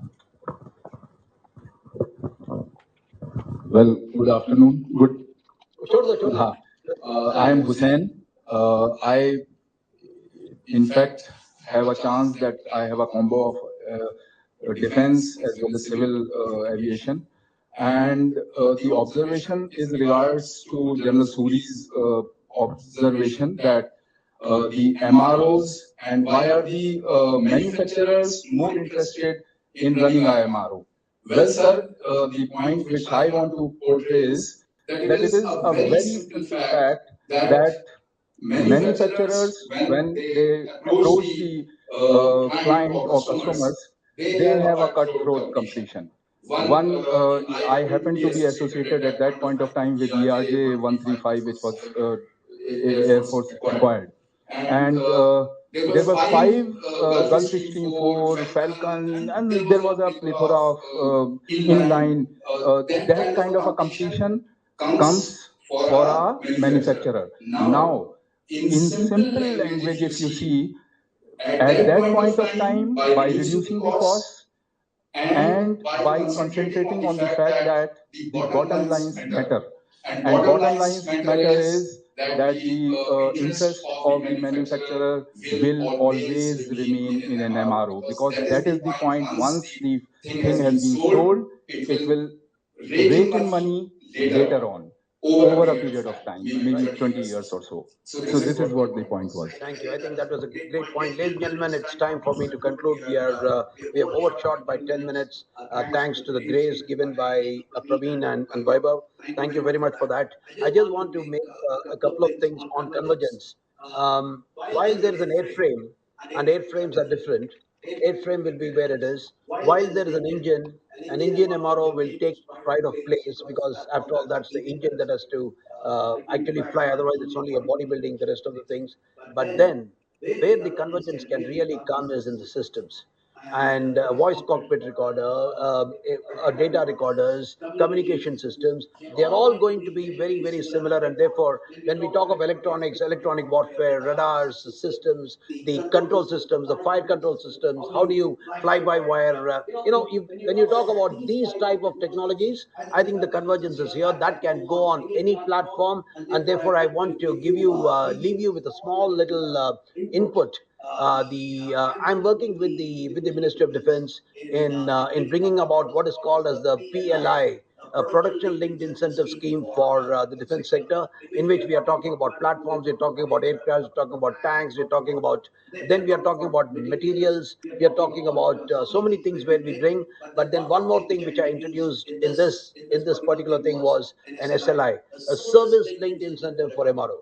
And that is also part of the holistic PLI scheme that the MOD will come out with. I've already given a couple of presentations to the Defense Secretary, and the next is we are going to the PMO to seek the budget. We are going to see as to how this will happen. But, ladies and gentlemen, I just want to tell you it's happening. It's about $45 per man hour in India. It's about $68 per man hour in Singapore. It's about $90 in the US. So if India starts doing MRO and gets its game together, we will be the MRO hub of the world. Ladies and gentlemen, before I sign off, it is very appropriate of me to request General Suri, our chief guest for today, to give his concluding remarks and request him to close the session after that. Sir, all yours.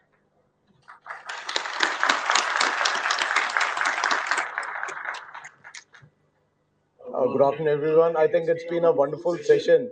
The last 1.5 hours or so, where we had, of course, myself, analysts, we gave our views. Plus, a lot of comments came in, and every comment or suggestion need not be commented upon. That's how we left some of it.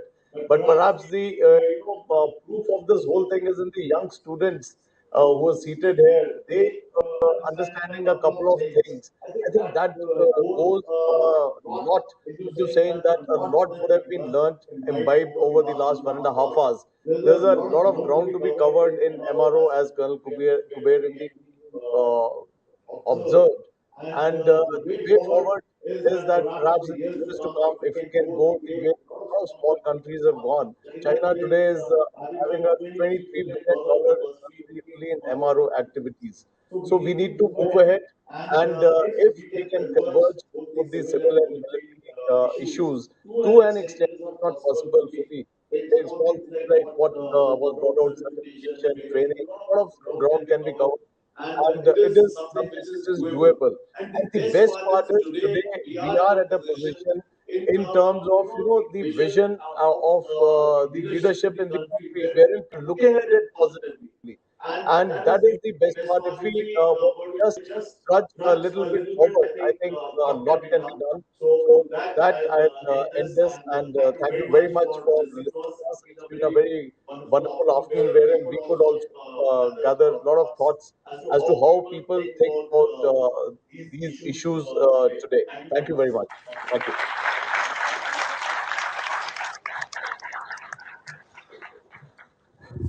Thank you, General, and thank you, eminent panelists. As a responsible organizer, I have to make sure the time is kept, but also as a responsible and an equally motivated engineer and a motivated, learner, it is my equal responsibility to ensure that every mind here is ignited. I hope that we have achieved today, and thank you so much, Colonel Kuber, and all the panelists here. And it's been wonderful to see young people trying to Google MRO and the short forms that comes means that we have some kind of spark going on, and then keep that spark going on. We need a lot of people. You are the future of India. We need a lot of you in our MRO sector and especially in Indian aviation. Thank you, gentlemen. And I would request you to gather for a group photo if that's possible.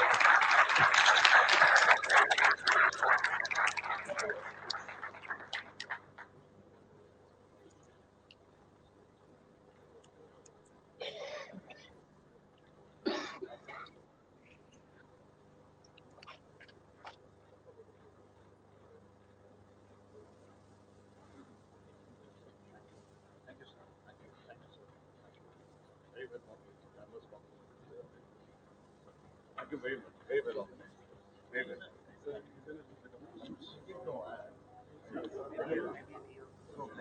Thank you. Thank you so much for honoring me. Thank you so much. All the best. Thank you so much. May I request the next speaker? Now, moving on to the first keynote lecture of the day, I welcome Dr. Harpreet A.D. Singh, Executive Director, Air India Limited, and President of Indian Women's Pilot Association, to deliver her lecture on women in aviation. I'm sorry. I have seen actually the questions that is coming from the students are actually from the girls. In fact, you have to take note of this particular lecture with complete attention, because she is the woman in aviation. She is the first CEO of a major airline in India, women CEO of an airline in India, and you need to take inspiration from her. We need a lot of women in aviation because we are leading the world average in terms of 15% pilots of female average, but that still 15% is not enough. So please, I hand over the stage to Dr. Harpreet Singh, and I sincerely hope that she will motivate us. Thank you, ma'am.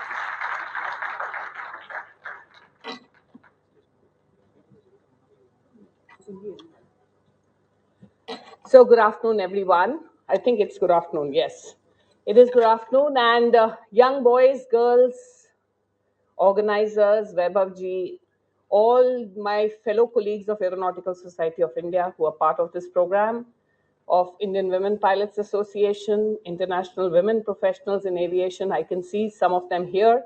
Thank you for coming. And today, actually, I'm not giving a lecture. So I'm just speaking from the heart, okay?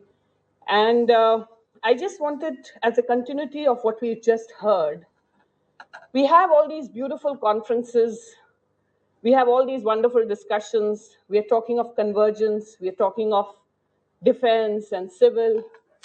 But the good part is we are talking of convergence. We are always talking about bringing people together. And that is what is important. I don't know, I attend so many such events and so many such conferences. We speak and speak, but after the conference, we forget. What I find is this MRO subject has gone on for too long without a concrete action. If you ask me personally, we are too slow, very, very slow. And I think we need more women here to push it forward. I didn't see a single woman on the panel. I didn't see in most of the organizations too many women in the front. You get some more women into the place. They are the ones that bind the family together. They're going to make India truly Atmanirbhar, what we call, in the true spirit. And I'm not saying this in a condescending way. I'm talking about it in a very inclusive way. When we are talking about convergence, how can we keep 50% of our population behind? Where are the women in the MRO field? Please look around. Is it that they are not capable? Is it that they don't have the interest? Or is it that they're not being given an opportunity? What is the real question to this? Talking from the pilot's background, let me tell you, when we started in the early 1930s, 40s, 50s, it was in 1967 that this beautiful organization was formed by some wonderful ladies called Indian Women Pilots Association, formed as a charitable trust. And they're the ones who actually started this journey of motivating other women to become pilots. And it is as late as 2017, when we had finished 50 years of this glorious journey, that we actually realized that we had beaten everybody else. We were the highest percentage in the whole world of women pilots. And even today, we stand double the number, double the percentage of the second highest. The point to think is, how did this happen? This happened because it was a uniform agenda. It was a mindset कि ये करना ही है, ये करके दिखाना है. That women can do anything that a man can do. And the flying machine cannot make that difference between a man and woman. It is how you fly that aircraft and bring it home safely is what makes that difference. Similarly, the way we achieved this in 2017, I remember when we first brought it up to the government, telling them that we are the highest, nobody believed us because they didn't have any data. There was no measurement of women in aviation. And it was through our consistent effort with the Ministry of Civil Aviation, with the DGCA, looking at licenses, how many have been issued, motivating them, mentoring them, talking to their parents, and breaking that so-called mindset that was stopping the women from coming forward, that we finally achieved this goal collectively. And the word collectively is very important because the parents have contributed in that decision. They themselves have contributed in that decision. The organizations have encouraged them to enter, and it's a very collaborative effort that makes it happen. And I remember when I used to be in the NCC and I had the honor of commanding the Guard of Honor with the Prime Minister. At that time, it was not open to the defense forces. It had just started in the civilian line. And we used to write and write letters. Why can't the defense forces have women? And I'm so happy and proud now that we have broken that glass ceiling. And there are so many women now in the defense forces. So when we are talking about collaboration, whether it's the Indian Air Force, whether it's the Army, Navy, they have set up their organization now to support the intake of women. So it is always a collaborative journey. And it starts with a thought. And that thought gets fulfilled when it has a pure divine intention. How can we leave 50% of our people behind? We talk about inclusiveness. We talk about gender equality. Inclusiveness means you include everyone. It doesn't mean that you exclude people. Give them that equal opportunity to excel in what they're doing. Just like we don't want to sound like women are, there and men are here, nothing like that. We are all equal. We may not be physically equal, but mentally, thought process, capability, we are all always equal.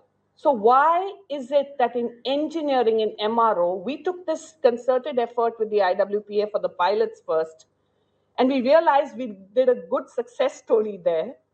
But in the engineering world, why is it that there's still not as many women in MROs? Why don't we have enough women in AMEs? Why do we not have aircraft maintenance engineers who are women? Some people tell me, and I want the audience to later on react to this. Some people tell me, "Oh, haath nahi ganda karna chahte."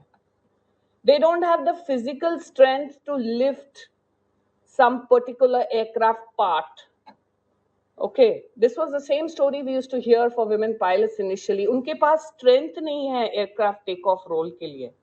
All these myths, these are just handicaps of the mind. That's all that I can say. You have to believe in it, that you can do it. If he can do it, I can do it. And the same goes for men. If men want to love to cook, some of the best cooks are men. If the men like to tailor, please encourage them to do it. All that we are trying to say is get rid of this mindset that this is a woman's job and this is a man's job. Every job is beautiful. And at only 2% of AMEs, we are ridiculously low. It's a shame on a country like ours, where we talk about Durga and we talk about the success. We have a lady president. We have had a lady defense minister. We've done so much in India. And how come in this engineering colleges and the AME world in particular, since this conference is MRO, I'm focusing more on the MRO world, that we are 2%? Isn't it shameful after 75 years of independence? Is this what is women empowerment? Or is it just lack of awareness? It's a question to all of you, actually. Is it that the girls do not know that this opportunity exists for them? There's a possibility that that is also true. Therefore, in our charitable trust of IWPA, International Women Professionals in Aviation and Aerospace, as well as combined force of Aeronautical Society of India, we have actually gone through our outreach programs. We are going into schools and colleges. We are actually informing the way we worked for the pilot community. We are adjusting. Maybe they don't even know that such a career option exists. But then how are men reaching there? Men are reaching there, right? How did they become aware? And how come the women are not aware?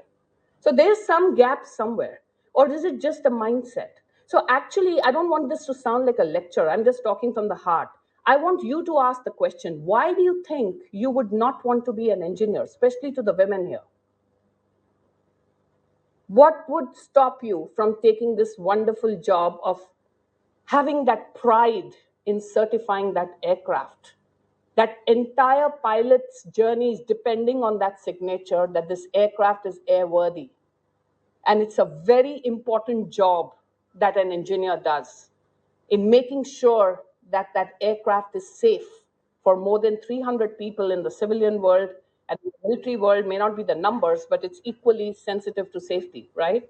So it is that signature which you put there and the years of hard work in learning how to certify that aircraft, which is the need of the hour. If we are saying India is doubling up, tripling up in aviation, we need the women there as well. And the women have a natural advantage, right? Because they have a little bit of a empathetic way of dealing with things. They can be more collaborative. They can do the things in a more family kind of oriented way that would bring people together. Think about it. I'm going to pause for 10 seconds. And I want you to digest what I just said. And maybe you have some better ideas of how to increase this number. Yes, go ahead. You can speak in Hindi or English, anything is fine.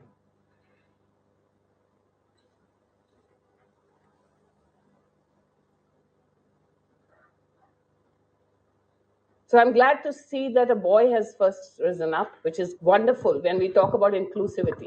Hello, hi, I'm Yagya Chopra. I'm from class 12th. Yes. And I think that you said why the women are not taking part in this, because I think women in India for a very long time have been told that they need guidance, that they are inferior to men, and because of the physiological factors also, they have not been trusted with anybody responsibility. So when we stop telling our girls that you need that तुझे किसी guidance की जरूरत नहीं है, you can do your own, you have to be financially independent, you can do your own stuff. And when yeah, as you said, and the day we see a women panelist in that seat, I think that is the day जब जो 50% population है तब वो आगे आएगी. So we don't there should be a time when we don't have to discuss this topic, women in aviation, because women don't need empowerment. This is their right, that they have to be in that panelist, not just one member. I think the half of them. So yeah, when we stop telling our girls ki they need guidance. So you've touched a very beautiful point, and what we tell our children is what makes them what they are. Yes. So yes, a lot of exactly. responsibility goes to the parents here, to the society, and in fact, I would say even more than the society, the parents.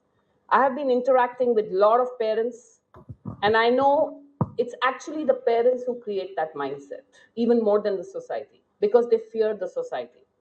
Where the parents have been a little more, decisive, a little more powerful in empowering their women, their young girls in their family, and have actually motivated them, the girls have risen and, gone ahead. But what happens is when the parents themselves limit, and it starts from when they are 2 years old, 3 years old, when they're very small, ye aapka kaam nahi hai, ye uska kaam hai. If some guest will come home, ladke ko padna hai, but ladki has to go into the kitchen. I mean, this disparity is created in the homes. So we need to realize this, and we are responsible for this. We have to take ownership that this is our deficiency, otherwise it's not going to change.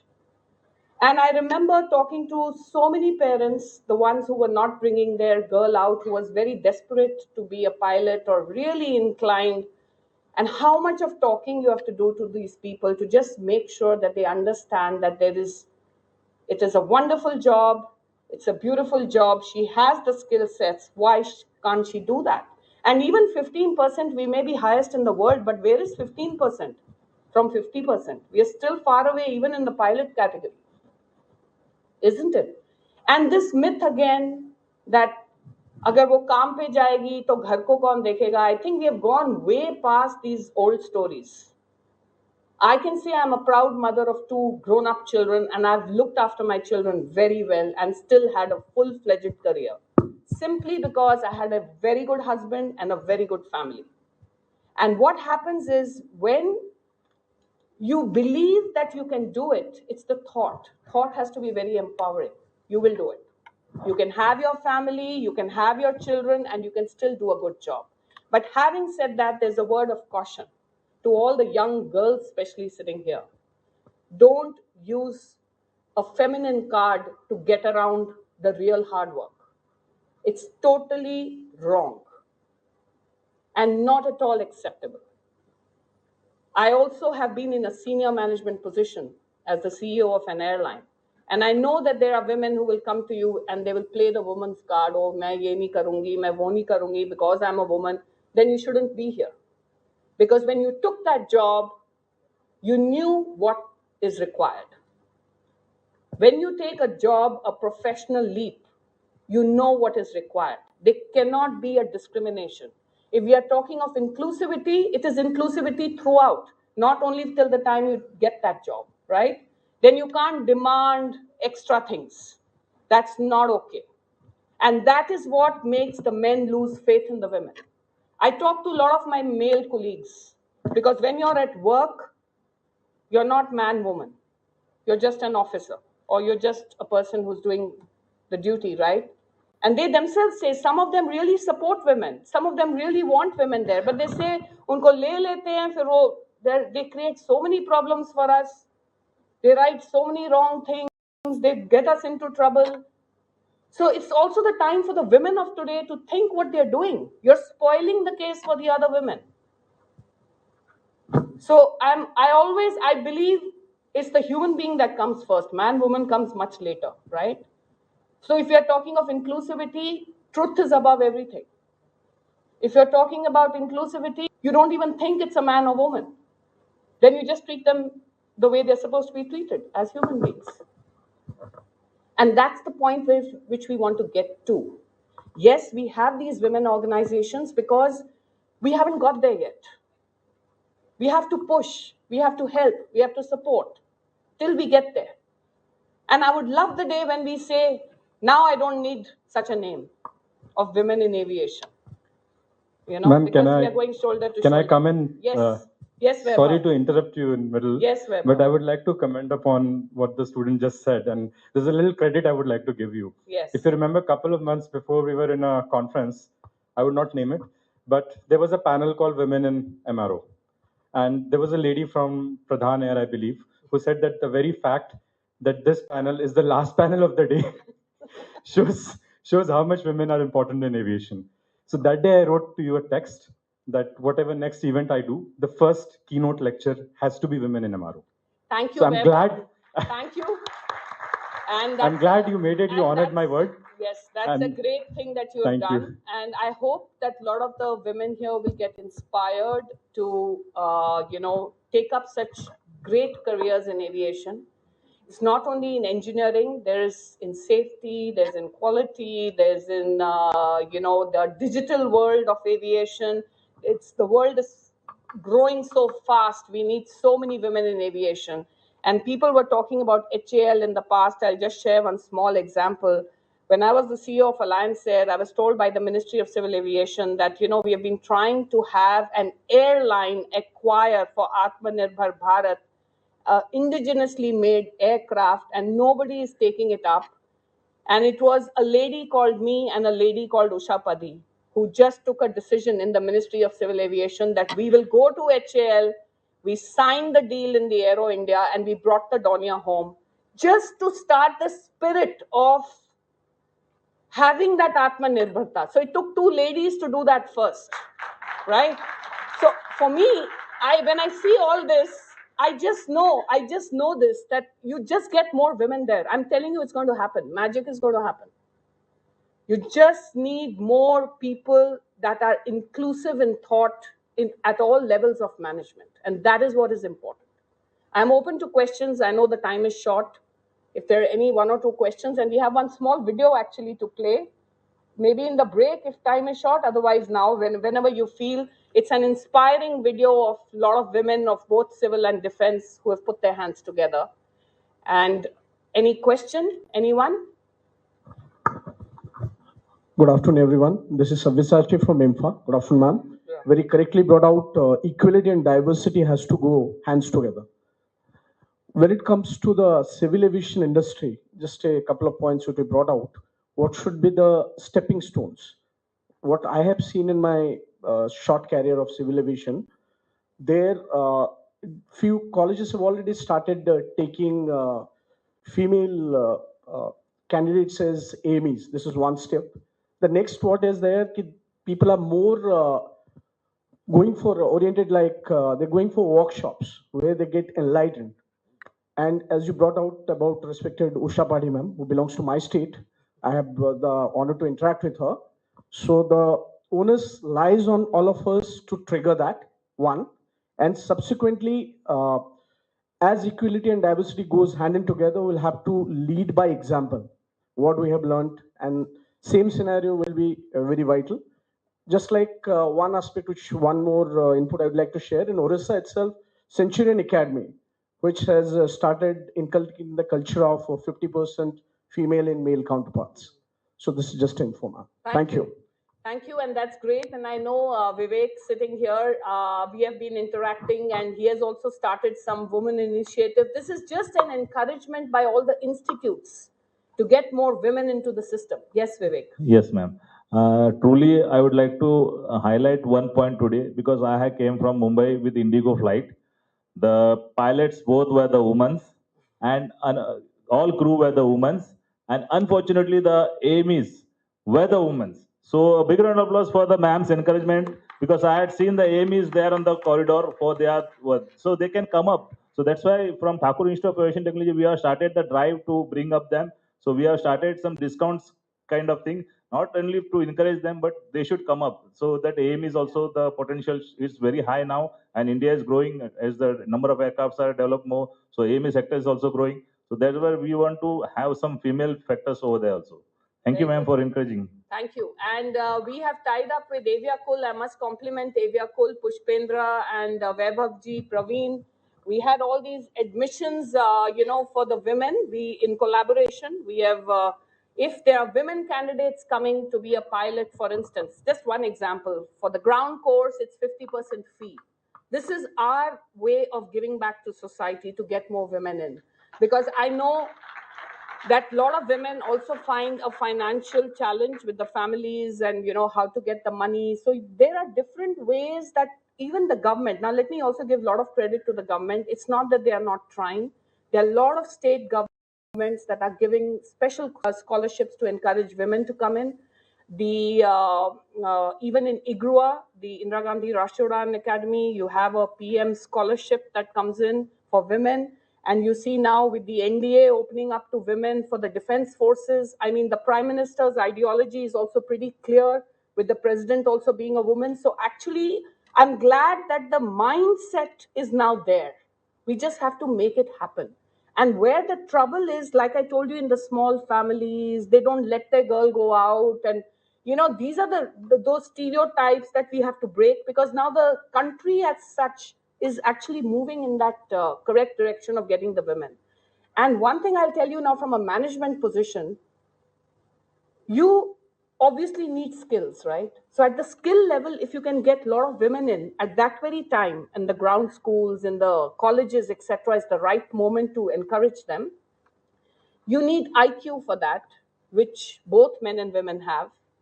Similarly, you need EQ, you need the emotional connect. And now the men are also having a lot of good EQ. This is a myth that only women have EQ and all that. I've seen a lot of men who are very caring, very nice people who want actually good things to happen.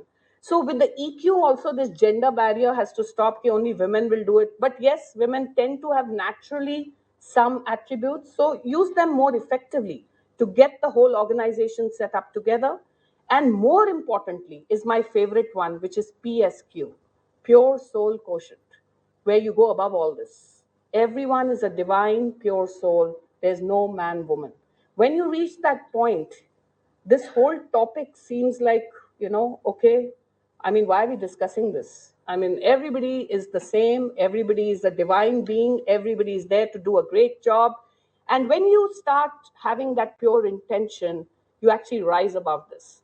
And I encourage all the young people here, also the older ones, please learn how to meditate. Please learn how to have quiet times for yourself where you can increase your productivity. There's a lot of ancient culture resting within us. There's a lot you can do just when you learn to utilize that power which already exists in you. this fear कि मैं नहीं कर सकती, this fear will all drop. So please empower yourself. And the Men for Inclusivity, I want to share, IWPA has started He for She, because we've gone away now from the pure women group. And I've realized in every college and everything, you need both men and women. So we have He for She that is supporting the women, and you have all the she's which are there. And with Aviakul that has tied up an MOU with us, we are very grateful to Aviakul for giving us this platform to help the women to rise and shine. So thank you very much. And you can play the video if time permits, otherwise later. Thank you. Thank you, ma'am. You have never failed to inspire us, both intrinsically and extrinsically. Now, I'm on a very tough pedestal now. I have to get the proceedings back on track with time constraints. Moving on to the next panel discussion. Today's world is characterized by social and technological change at all levels. Today, digital transformation is not an option but necessity, which provides a way through which any disruption or future unnecessities could be navigated. Any technological advancement can be effective if and only if we are well prepared to receive it. To discuss whether we are truly ready for a digital transformation in MRO, I invite the following panelists to the stage. Shri Ashwini Sharmaji, Aviation Consultant at Adversity Learning Systems Private Limited. Shri Arun Kumar Bansalji, Accountable Manager Pradhan Air Express. Shri Mangalam Pandeji, Lead Technical Services Air India Limited. Shri Prashant Gupta ji, Manager Boeing Fleet SpiceJet. Shri Saurav Gupta ji, Director Vandana Aircraft Services Private Limited.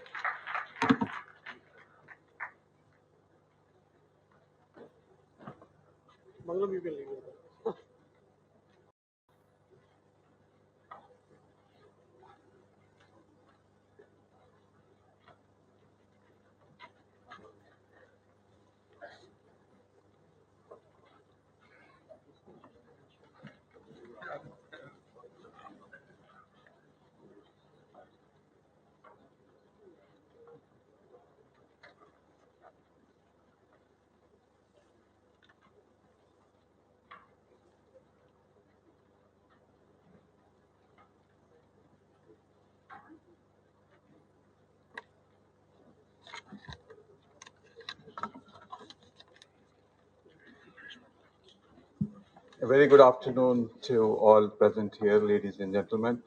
It's always a pleasure to be associated with Aviakul and the great sterling work they are doing for aviation industry.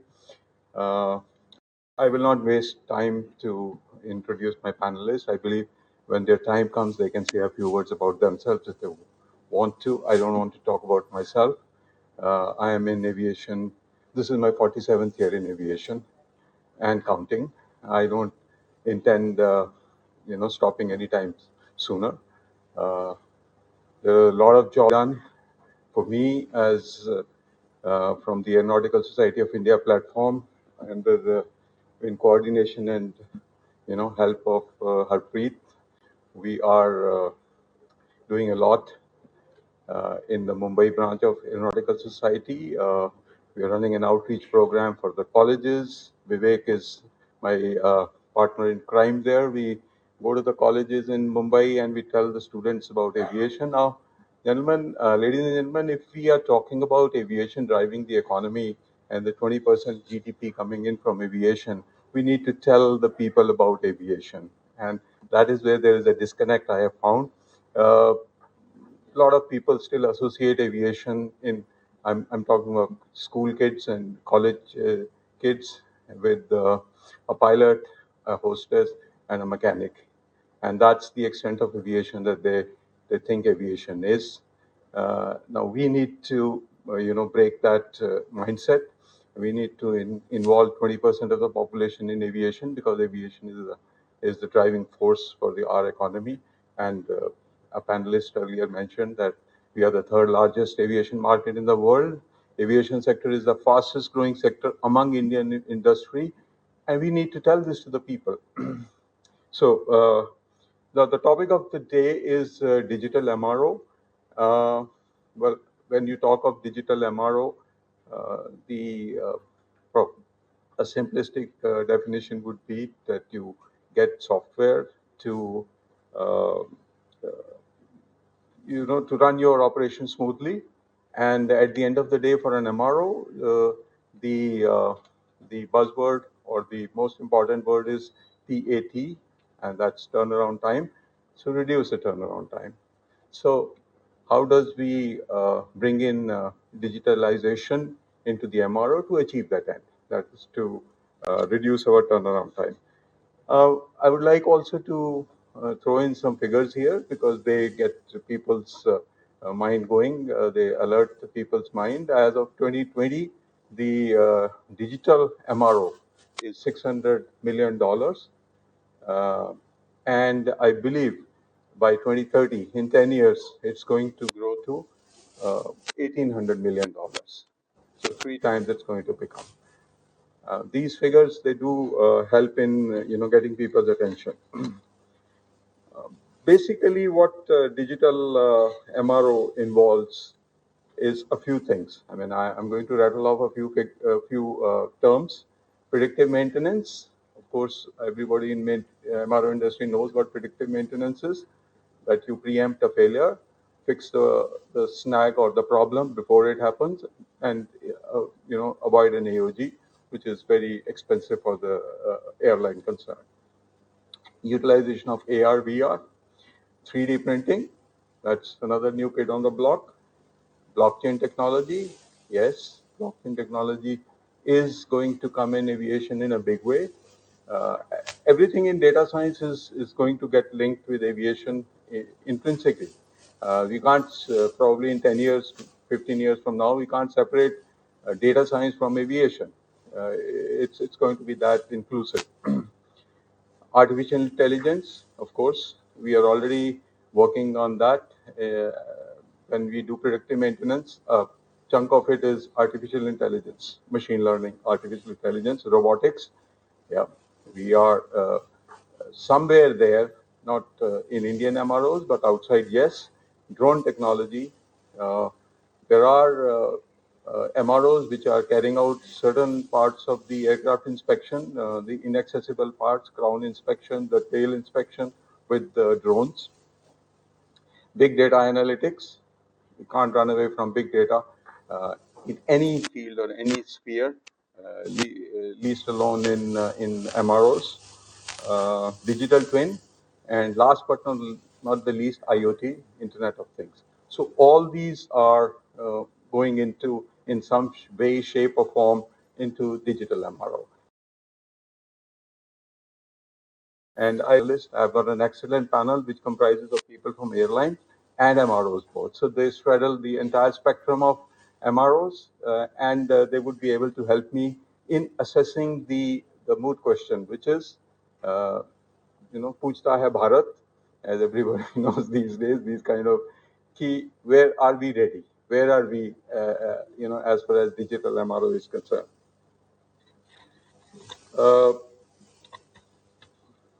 Predictive maintenance, we will talk about that, how far Indian MROs are utilizing it. And digital solutions, ERP-based software, what others are doing, Lufthansa, what they have done, data analytics, what about,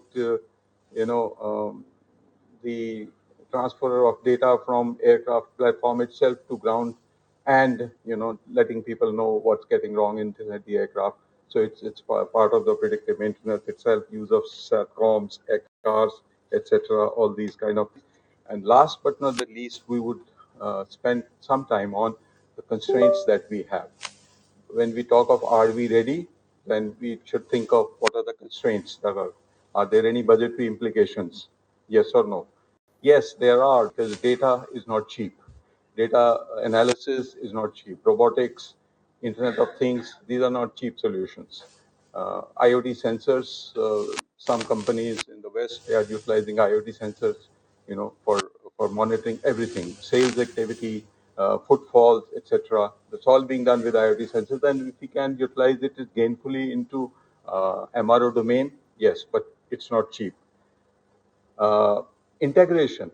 Now we can talk of digitalization, everything, but the personnel who are going to do the job in MRO, what are their levels of understanding of softwares, data science, Internet of Things, etc., whether they are ready to, absorb and assimilate the technology that you're going to get. Of course, an MRO can spend X amount of money and get software, and they can get, data science involvement, but whether the manpower that they have is ready for it or not. And last but not least, the final point that I'm going to make before we start our panel discussion is, what about the safety aspects of it? Now, whenever there is data, whenever there is internet, we know of hacking, right? People's phones get hacked, people's laptops, tablets get hacked, data gets stolen. So now we are dealing with an asset that's in the air, uh, which is not close to terra firma, Mother Earth.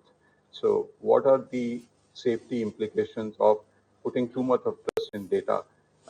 Data hacking takes place at times in the US itself, which is very advanced, internet ambience. There have been cases where the systems have been brought to a standstill by hackers. I mean, they can still, get in. So imagine if the hackers are able to take over an aircraft which is flying. And, I'm not Tom Clancy, or I don't believe in conspiracy theories, but the, the, the question is there uppermost in the minds of many people. What happens is if the aircraft is taken over by them?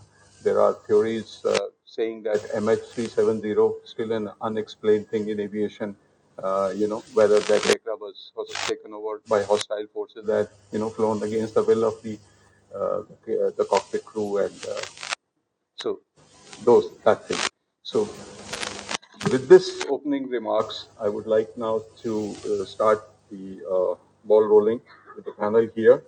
So I would like to ask Mangalam first off, how ready is Air India in particular, and our industry in general, into digital MROs, please? Thank you, Ashwin sir, for the question. So let's be very clear and try to understand what it means when we talk about how ready we are with the digitization. So a couple of things involved. How ready we are, that we are into a situation where we talk about the real-time data, where we talk about the database decision making, where we talk about all the automation of the processes.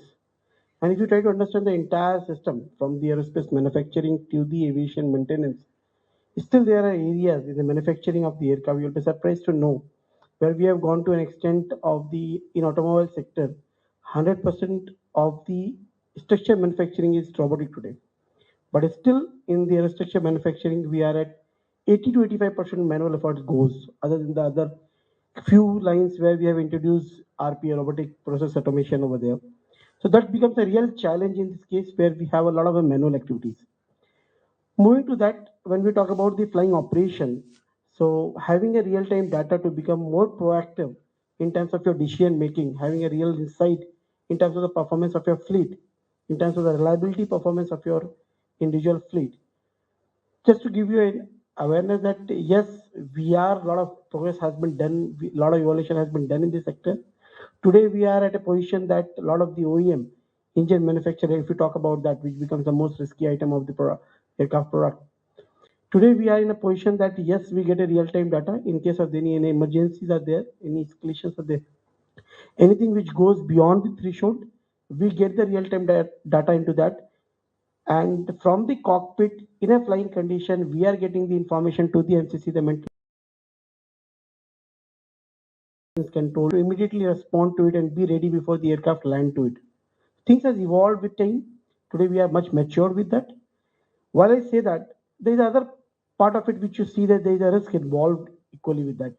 Because once you have the information of the fleet to that dotted information in a geographical condition available to the OEM as such, to the operator as well, it also brings a lot of risk in terms of the cyber security. So that is another aspect which you have to be ready. Are we ready with our own policies in terms of our own control for security checks? Probably the answer is no. We are evolving. IATA has put up their own guidelines in terms of that. DC is evolving that instruction. They are coming out with their own requirement in terms of IT security.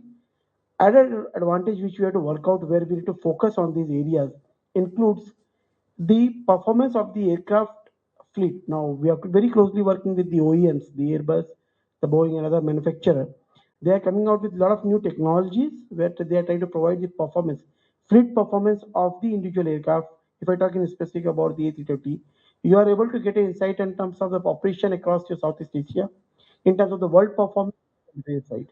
If you ask that, are we completely 100% ready and on time data levels? Still we are lagging. We are working on that. There still we are 2 to 3 months of the lags, information collection, getting information, a lot of manual interventions are involved.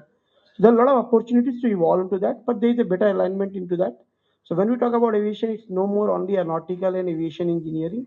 A lot of technology, a lot of engineering verticals are coming into that. Computer science are playing a key role into the electronics is happening. I'm sure a lot of OEMs and the operators, they are hiring the electronic expert, electronic graduates, the computer science graduates to come and adapt to this entire ecosystem to help them to develop the more technology-based system and develop and come out with the automated system. So that even when it comes to the review pattern also, you get a more real-time data in terms of that. These are a couple of points which you have to work out. Other area which you see in terms of the need today is that we need to create an ecosystem in terms of digitization, where not only between the OEM and operator, even the service part of it. When a component A comes out of the OEM base, goes to an operator when he uses across the life cycle of usage, when it goes to servicing, a lot of manual effort has to be done when we send our component for the servicing or repair. There is ecosystem required where for any part number, any serial number, there is information available between OEM, between operator and the service center, so that it becomes a more real time and not proactive. Preventive maintenance can be done on those areas and you get a better result out of it. For sure, be alarmed that this calls for a lot of alert in terms of cyber security. We need to evolve into that and put a checks onto that and ensure that data integrity is well maintained. Here are a couple of thoughts. I leave it to the co-panelists further to add to it. Thank you, Ashwini.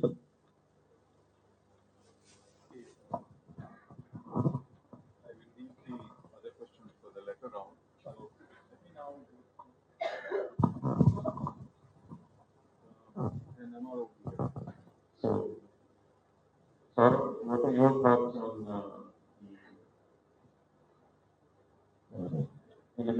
assimilation of digitalization into MRO's space? And I know this is not a really major MRO, but to your knowledge, does robotics and drone technology finds any user at all in the Indian MROs?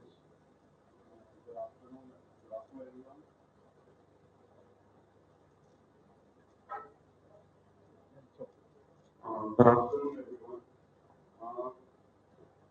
Digitization, I believe that because we are dealing with not core maintenance thing, we are taking care of a very small part of the maintenance, that is the interior part. And I believe that in terms of digitization in our scope of work, in our work thing, we are actually lagging in India at this point of time. Right? As Pandit said that regarding the automation of systems, right? We have adopted 3D printing systems, right? We have laser systems in place, right, for more precision, right? We have comprehensive 3D scanning system, which gives us more accuracy in the whole process, right? So, yes, digitization is the next level thing, which is there in, we are working on that platform, right? And over the period of time, as India is going towards the OEM segment, right? So there is a lot of technology transfer in this area, right? So we are getting a lot of support and lot of know-how of the technology from companies who are already in this industry abroad, right? And yes, I believe that digitalization in developing new products, right? Then we can reduce the TAT time, right? Because we are adopting technology, right? Um, ERPs are now there, which are built to simplify the whole system, right? The challenges which, as the previous discussions, I also have the same opinion on that. that we really need a unified platform wherein across the industry we can share our knowledge. We have a knowledge bank which can be shared across the industry, right? We have been personally working with defense for more than 20 years now, right? And we are working with civil aviation also for more than 25 years. The issue that we always face is that there are a lot of different kind of certifications, different kind of things which we have to undertake when we talk about civil and we talk about defense, right? And if we really look at in one picture, those systems are same, right? It is just that we are creating it at a different level. So if we have a unified platform, and that can be very well possible, because of the digitalization, if we get more into digital stuff. So I think that's the next level in time to come. We will be able to achieve.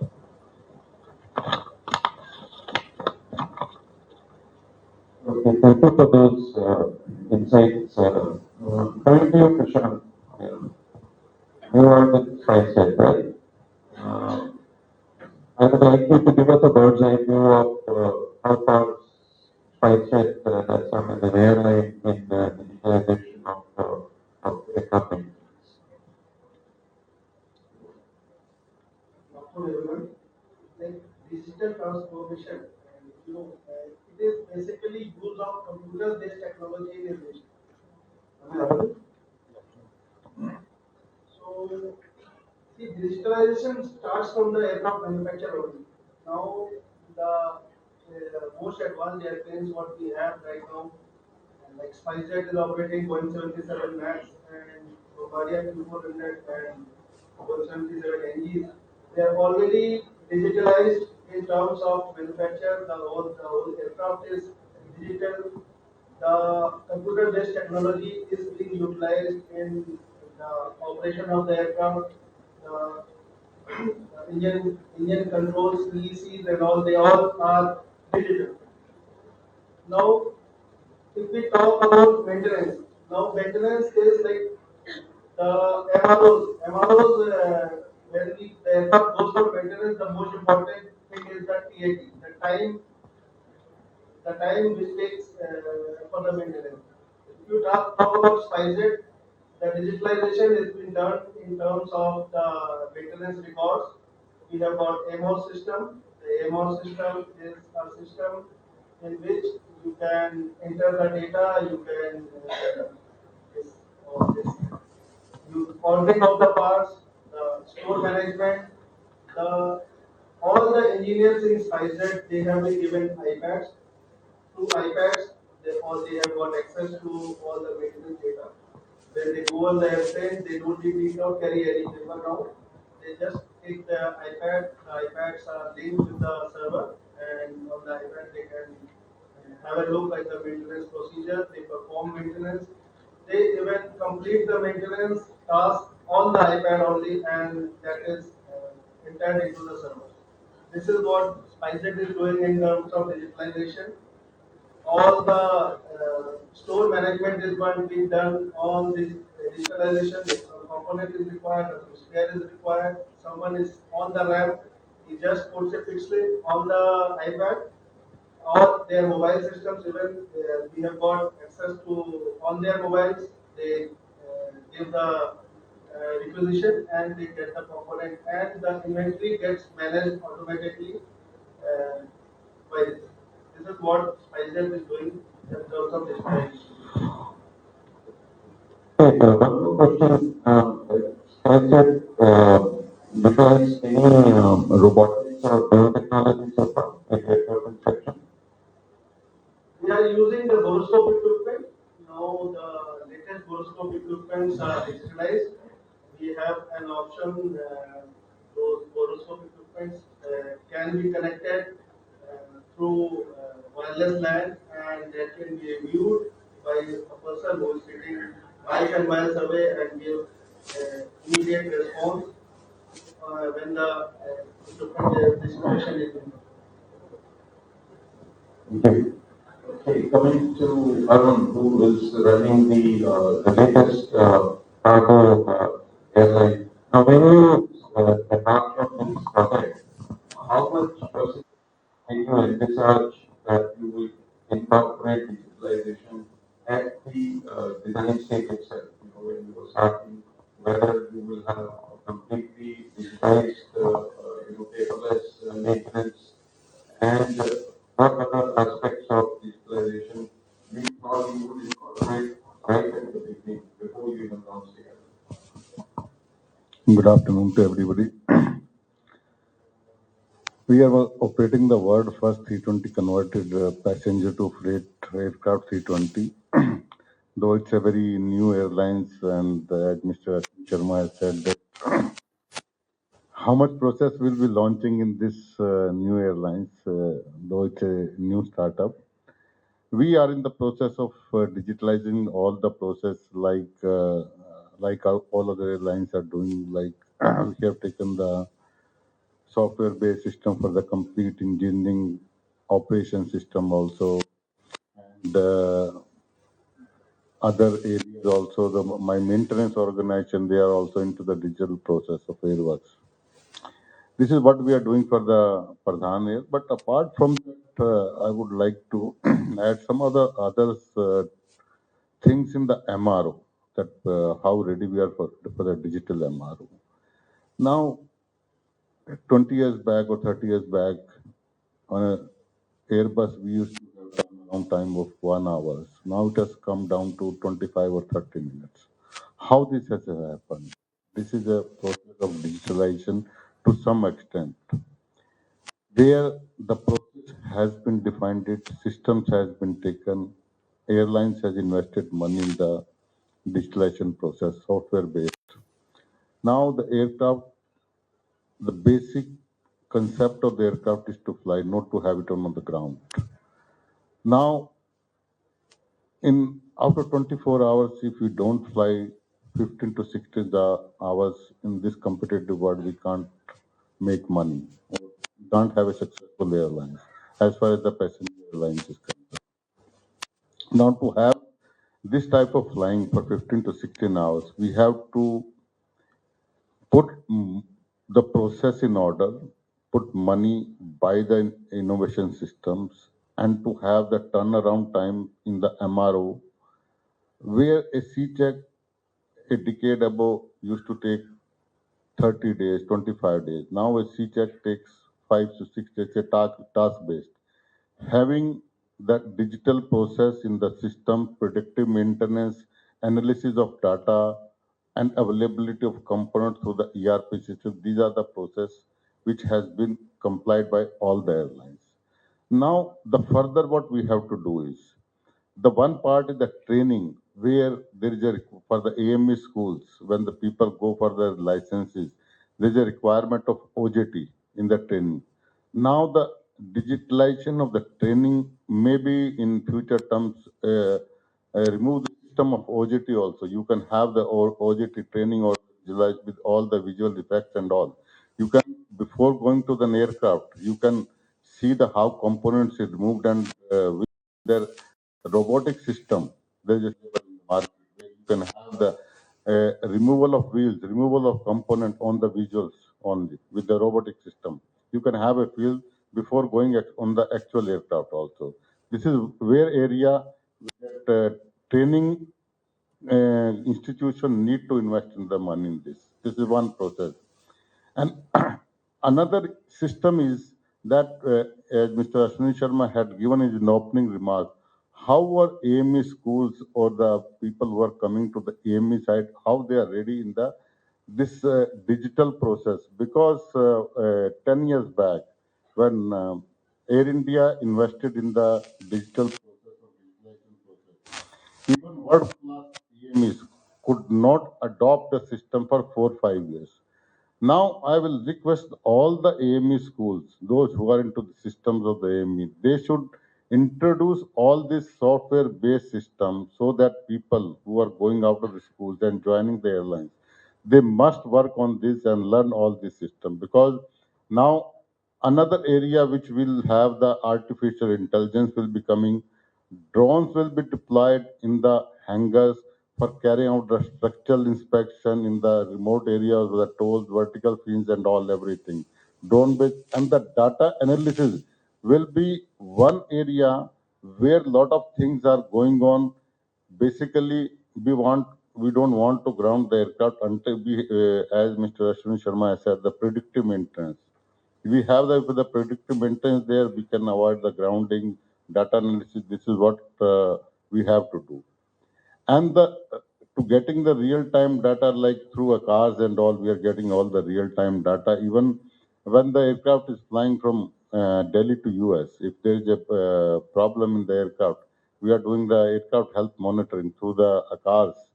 We can do, and within the span of that available time before the aircraft lands, we can have all the pool arrangements, everything through the digitalization system, and through this ERP system, aircraft this component can be made available there when the aircraft lands. But all this has to be the digital process.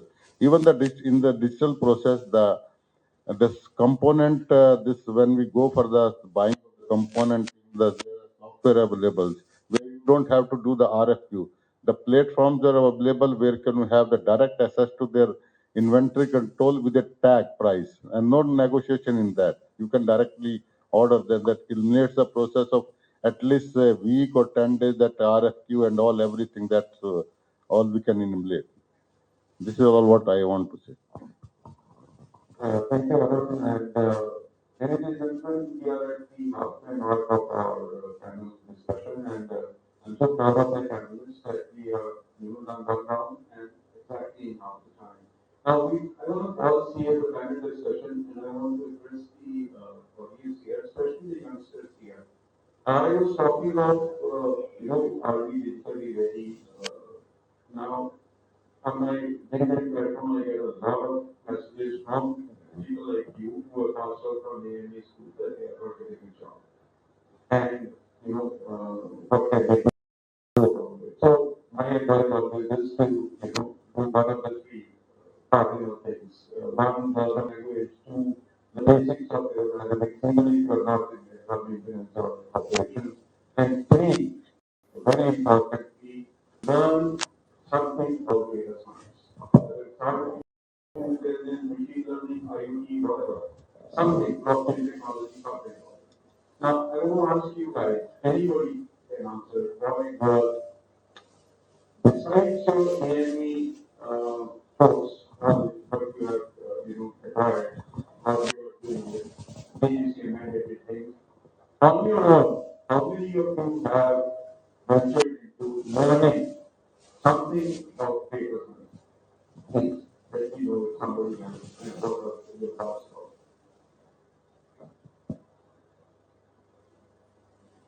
Anybody? Yes, sir.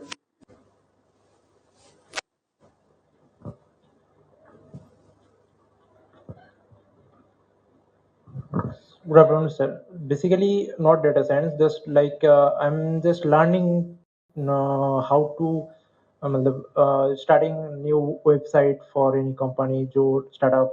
This type of things I start to build up by my own. I'm just learning, and basically, I 1 or 2 months I am in computer application science. I am doing this course. I just was doing this course, and after that I took the ME. Okay, basically my motive was to complete the CSE, but I didn't because my favorite, it was my childhood that to involve in aviation industry. So just I come in here, and right now whenever I'm getting the time, I'm just starting to learn the basic programming languages, whatever it is, and starting to marketing strategy, how to any company and how to any business can marketing and doing it in the and the most information can spread to more people. Okay, this is like email marketing. Just I'm just start learning. Okay, this type of things beside of the ME course I'm doing that. Okay. Anybody else wants to add? Yes, definitely.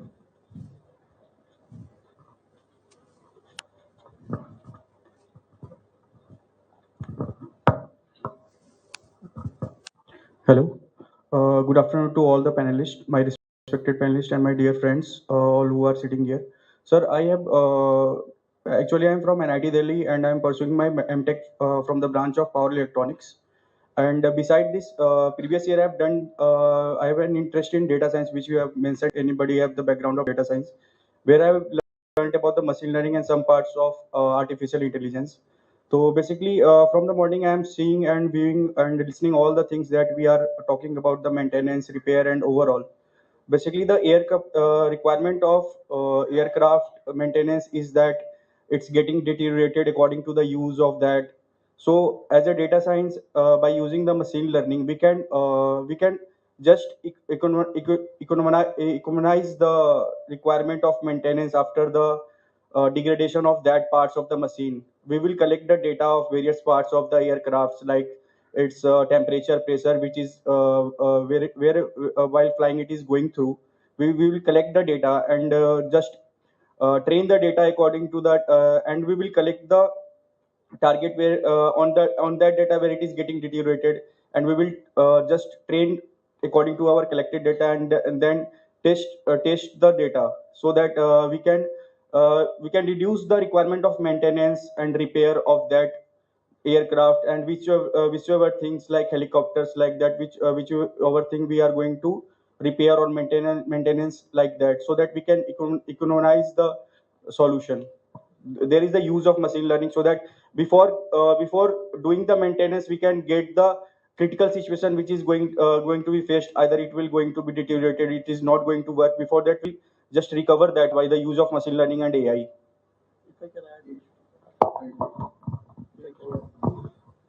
Thanks for adding that. Let me give you a better insight. Of course, it happens. It's not just something which is new to the system. How it basically all the OEM do collect the data from the operators in terms of any structural failure which happens or any damages which happen to the aircraft. Those data are getting collected on a time and time basis. On a month-on-month, the analysis are being done. There is a structural analysis team at the OEM who does evaluate all those data. Analysis has been done, and then they come out with the structural repair, out with the advancement to that. They come out with real change to that. SB is the modification are recommended. So that is one part of the activity. The other opportunity which I think all like you can think on to explore that, the maintenance part of it, service part of it. If you go to a service garage of a automobile car, you see a lot of the automations are done. Today you go back and ask for the wheel alignment. You see 90% of the service shops has got the completely automated alignment shop. They know how much to adjust, how much to do that. If you come back to the aviation sector, which is exponentially multi expensive stuff over here, there are a lot of technology shortages here. Multiple reasons. One, that they invested interest by the lot of industries. A lot of startups are not part of the system. Second, being the high volume and high big size of the aircraft, there are challenges involved. The high opportunities for the youngsters and the new startup to come into the sector, explore such opportunities to understand, come out with a customized solution in those areas. That will facilitate the OEMs, those who are part of the MRO, to have a cascaded information, and second part of the maintenance which can be specifically done on those parts. That is something which can be a value addition for sure for the MRO. Thank you so much for bringing the point. Now, without, again, I am addressing the young crowd here without, sounding like a pontificating. I would like to advise you guys that digitalization is the coming thing, and you cannot get away with it. Though DGCA may not have yet mandated, data science as one of the modules that you need to pass to, get into aircraft maintenance. But it happens, maybe whenever it happens, it will happen. But you should be ready for it now, at the moment, and not wait for it to come to you. Utilize your time into learning about data science, some part of the data science, which is going to help you, subsequently in your career. Now, let me get back to the panel discussion here. And one interesting aspect of digitalization visualization and data science in maintenance is how much to trust the algorithm sitting inside a software program or an experienced AME who is, braid his hair working 30, 35 years in an aircraft and he knows the ins and outs and looking at the, aircraft, he can tell what the problem is. Uh, I always say that the dilemma facing an engineering manager of an airline or MRO would be whether to hire, an AME or a number cruncher, because AME and number crunchers also cost money, so he has to make a balance between. Now, I would like to ask from Spicer perspective, how much trust you place in organization vis-a-vis the member? See, as an engineer, as a maintenance organization, uh, onus is that we are forced to follow the manual. Whatever the document data is given, we cannot deviate from that. So that is one thing. Yes, what sir is saying that we need experienced people and experience always counts. Now I would like to tell you something about this data science in our new airplanes. So SpiceJet and other Indigo also they are building Airbus and the latest versions are the Airbus Neo and SpiceJet this Boeing 737 Max. You would be happy to know now the aircraft has this chapter 46, the information systems, which was, if you guys work, you would have seen that there was very less documentation what we learned in the past in earlier airplanes. Now the chapter 46 information system it has a lot. The aircraft is even equipped with wireless LAN. The person who is inside the aircraft it can be inside near the hangar. The aircraft generates a wireless LAN. It even, if you talk about the security, the even the Wi-Fi password is generated every 5 minutes. It's renewed automatically by the aircraft, and you get connected through an encrypted software, and you can perform maintenance through that. You can take a laptop and sit inside the cockpit, or you can be on the ground on the hangar, and you can connect to the aircraft wireless system, and you can perform all the maintenance.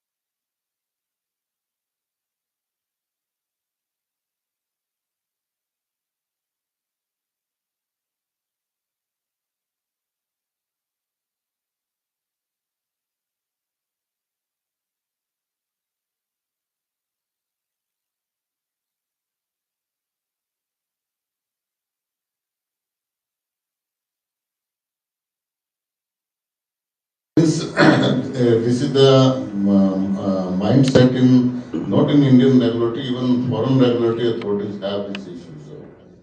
So this is all exactly happens in during of the major audits. And another, there are not enough guidelines are also not available.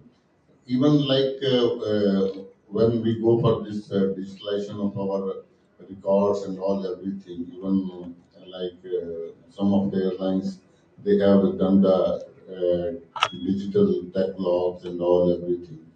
But still, sometimes lot of regular, again I'm repeating same, they ask for all the physical copy of that. That's why there's no clear-cut guidelines or all this. That's what we are facing. I don't know whether my panelists will agree on this. This is what, in case we have this guidelines of the digital process, at least all this lot of times we can save on this our regulatory authority. And this audit is a very, very good thing. On this part, when the audit happens, we come to know about the shortcomings. But when we are digitally ready, at least we can have the in advance all the records available to the regulatory authority. They can scrutinize all the recording, and then instead of 2 days audit, we can have a 1 day audit and finalize all the things. This is what I have to say. Thanks for bringing that up. Absolutely, that's a very valid point. So let me talk about three different aspects of it. First part, so the challenges involved. As you know, that India was almost a legacy airlines, and more than 50 plus years of the database we carry today.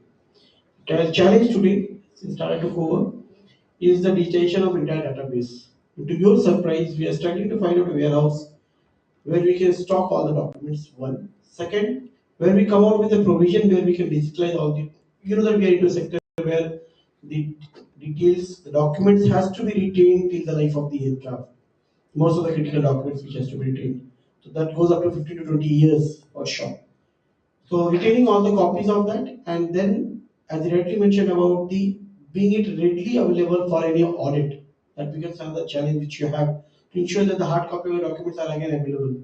So we are working out. I will not say that DCI are not open to this opportunity. We are exploring with that.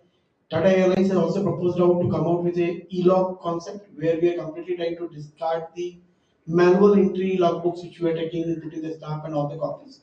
It doesn't mean that there will be no authentication to that. It doesn't mean that there is no traceability of the person those who are involved in doing the work. There are provision to it. Every unique ID, every unique individual authorized person has a unique code that gets encrypted with all the entries which is done by the individual.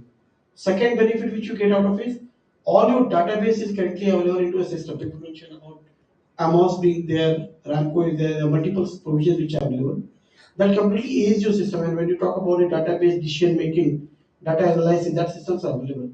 So it's a kind of the mutual awareness which has to be done. DSC has seen the benefit of that. They are more happiest with it. The recent, just to give a live example, the recent reliability discussion which we have done with the DSC, they're happy with the progress which are coming up. But there are still the limitation in terms of the regulatory guidelines which are part of the simulation requirement, which has to be equally updated. And then gradually we can see a better benefit of it. It will be much easier, and then we will see a better transformation in the sector. That's what I have. Thank you. You see, whatever we are discussing here, let it not remain, a talk shop. That we come here, we talk, and we go home, and bye bye.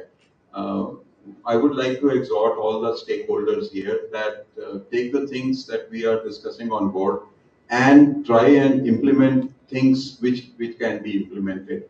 The MROs here, the airlines here, yes, implement the digitalization of MROs as far as possible.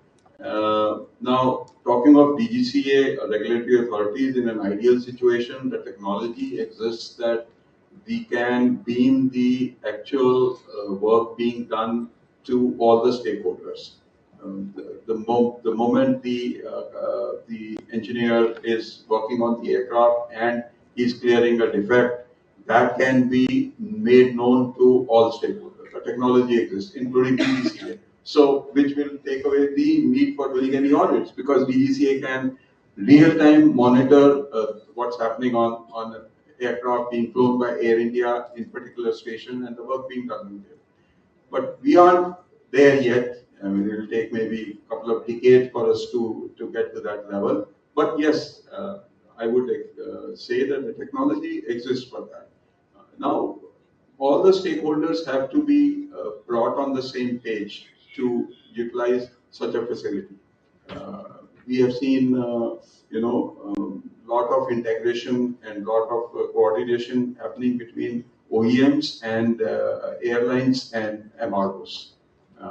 Now, the similar thing, we can also involve DGCA in it, make them also a party. So you have OEM, if you do carry out a service bulletin or an airworthiness directive, you need to inform the regulatory authority. Yes, you need to inform the OEM. Yes, but similarly, all activity that you are doing, if you can inform everybody on a digital platform at the same time, simultaneously, in real time as it happening, would be an ideal situation. Nobody needs to do any audit and waste time in audits. As he said, the audits are very important. Arun rightly said, but we can obviate the need for that if we. But that's about 2 decades away. It's not as on the book. Right. Go. What I want to say is that DGCA themselves have gone into digitalization mode. We see all the licensing processes, all the even if you want to take a special flight permit or COFA renewal or whatever the registration, whatever the documentation, they all are going digitalized. And there is a new young lot of officers who have come, who are qualified, and they are very dynamic. So this is very good for the nation. If I can add to that, what he just mentioned, that if you go back, not even much before, like 5 to 7 years back, they were telling that he is still getting a license renewed, it takes months' time. So much manual process, submission, documentation from the days when you passed your 10th, 12th to the days you qualified your license paper, submission of all those things. A lot of platforms which they have created. We have a EGCA platform, there is a lot of pressure platform, many more platforms. Today you can go back and see that license which we have got almost 10 years, 15 years back, entire history of those are available to the system. One second, the EGCA platform which they have created, those days when we have to submit all the hard copies of the manuals to get a submission on that, approval of that, DCA sending all the individual paper sheet to approve and validate the document. It's completely digitized. So we have evolved with time. There much of progress has been done, and I think we as an operator have seen the benefit of it. There is still high opportunities to take it further to the next level and with the aggressiveness with which the digital transformation is coming up. We are moving to Industry 4.0. It's a high time that we jointly, along with, as Ashwini rightly mentioned, that OEM, the operator, the service provider, and regulatory body all has to go hand in hand to support the digital transformation of this. That's what I would mention. Thank you. Okay, gentlemen, ladies and gentlemen, time for questions. So I would first ask the back rows to ask a question from any of the panelists on all the topics that we discussed on digital MROs. What are your thoughts? If no question, at least any comment you have, please go ahead. Now is the time. Yes, please. The girl there.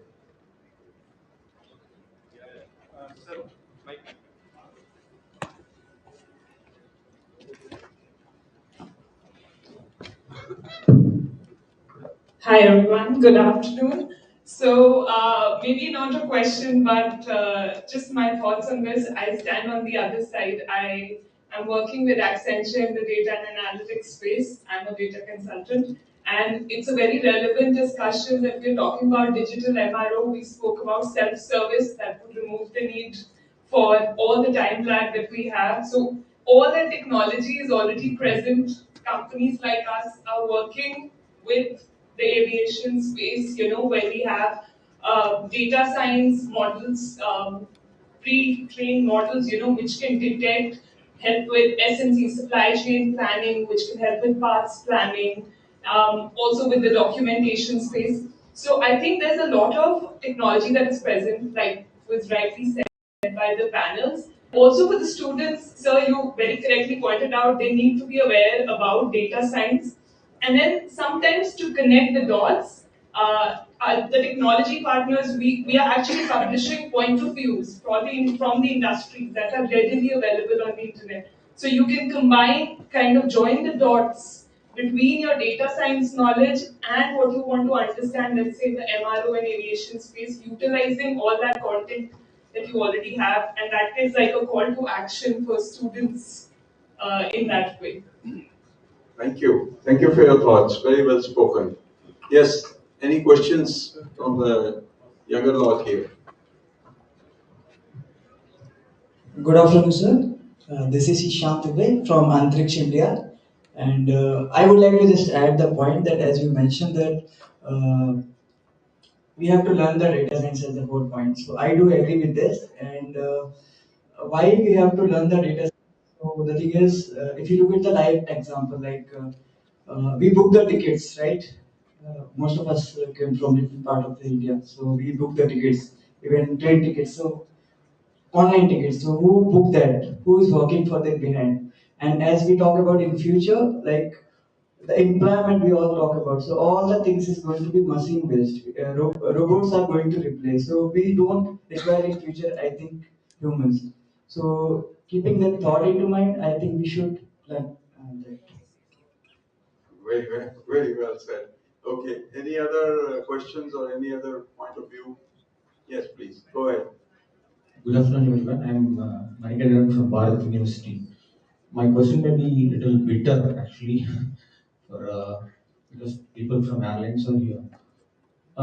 We all have read recent survey by local circles, I think. More than 77% of the passengers are not happy with the safety concerns. There are some bypassing and getting certificate of airworthiness also through DGCA. Of course, we are blaming DGCA for certain things, but airlines are also need to consider the safety of the passengers because they are also stakeholders. And I mean, my question to Ashwani Sharma sir, I heard you 4 or 5 years before in Kerala itself. I've seen you many times coming to Palakkad. So my question is like digitalization of DGCA will reduce this bypassing, and of course I also see as we are professors, we used to go through research articles, and we do find more than 40 to 55 roughly. I'm sorry, I'm maybe wrong, maybe out of thinking like they are not considered airworthy, but still they are flying, not particularly about particular airlines or so. So digitalization of this, will it reduce the particular bypassing of these audits also? And will we get proper safety to the passengers? Okay, thank you for your question. Well, let me clarify one thing for you first off, that all Indian airlines are absolutely safe, 100%. There should not be any misgiving or doubts in anyone's mind that our airlines or MROs are in any way not, the audits done by ICAO and FAA have given us the highest category possible. So that's not an issue at all. Now you're talking about DGCA becoming digitalized, and Prashant also mentioned that. Now, what I have found in my experience is that DGCA has started doing things online. Now, that's not a digitalization per se. They have started doing, but a bulk of the things are still being manual, in the pipeline. Only thing is that an approval which was earlier granted by somebody signing a piece of paper is now done online.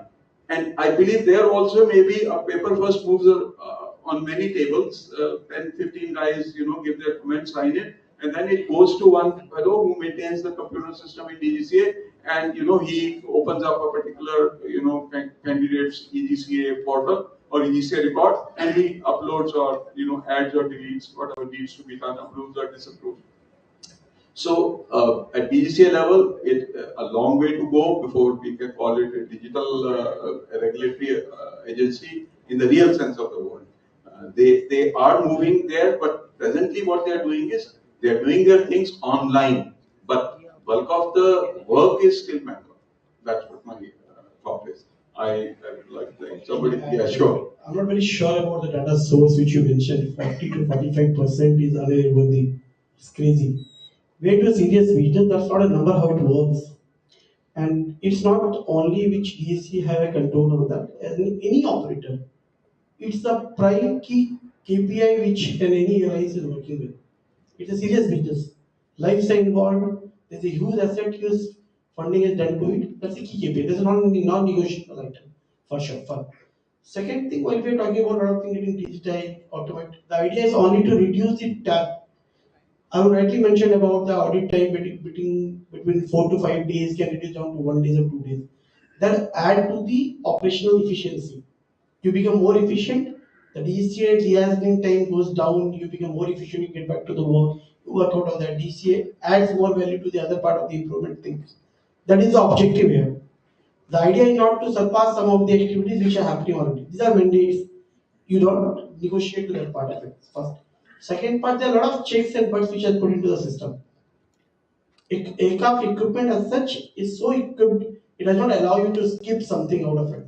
It creates an alarm, it puts a threshold, and then you have got OEM coming to you, component manufacturer come back to you with all those alarms and conditions. There are a lot of changes in but I need rightly Ashwini mentioned that we all can be assured the aircraft on which you are flying is really safe. There are a lot of preventive measures which are already been taken, which takes care of that part of it. So that's what I have to mention. Thank you. Praveen, one last question, or because our time is up, I can see it. But if you are hungry as well. Yeah, okay. Gentlemen wanted to ask a question. Okay, you go ahead first. We'll have two questions. We can take two. Yes, sir. Good afternoon, sirs. And just a very brief background of myself. I'm interested in working in the field of AI, ML, and aerospace. So, as all of you are from airline background, so I have a three-part question for you. So, first of all, as we talked about digital twins and moving from preventive to predictive maintenance, so how difficult is it to incorporate into Indian Airlines? And currently, as you speak, also like in the world, we have only two airlines majorly working upon this. Otherwise, they outsource these works with Rolls-Royce and other companies. And Ashwini sir, I saw your webinar with on AI ML in aerospace with Rohit Pudi sir and all. And the second part is like extent of customization that is needed in the data preparation because we have various type of aircrafts in an airline. So how much customization is needed in that? And third part is like so my father also happens to be an aircraft engineer.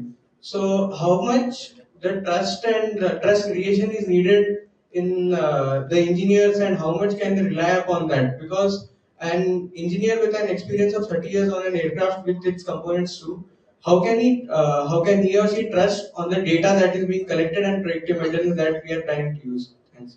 Yeah, precisely what I had said earlier that how much do you trust, whether you trust the algorithm sitting inside a software program or you trust a guy with loads of experience. Well, the other point that you mentioned about the digital twin, I will ask as a moderator, I have the liberty, if I don't know anything, I can always pass on the question to my panelist, so I will let him answer. If I can take your question, basically in terms of this customization which you asked, first, it's not a trust part, let me be very clear about it. So, engineers never doubt the data which are coming there. The bigger problem comes that are we really measuring the right set of data? First. Second, do we know as a airline what are the metrics to be done? If you go back and see the data which we have today, that's pure data if you try to work out, it's a millions of information which are given. You know to bring it down, cut into a customized algorithm which you bring it to a level where you start giving you more analytic approach of some decision making. There is what really plays a key role to it.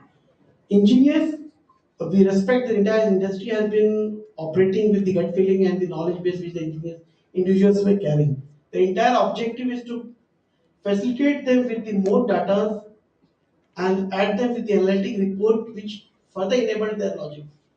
So if you see back in the industry, there's a wide generation gap has been created. Last 10, 50, 20 years, if you go back and talk about the experts which you had in the market, there's a huge gap created. The idea is that digital technology will bring back that experience plus the data and give you more insightful insight of it. One. Second, today in such a competitive market, it becomes very risky to hold back in terms of your challenges involved in your decision making.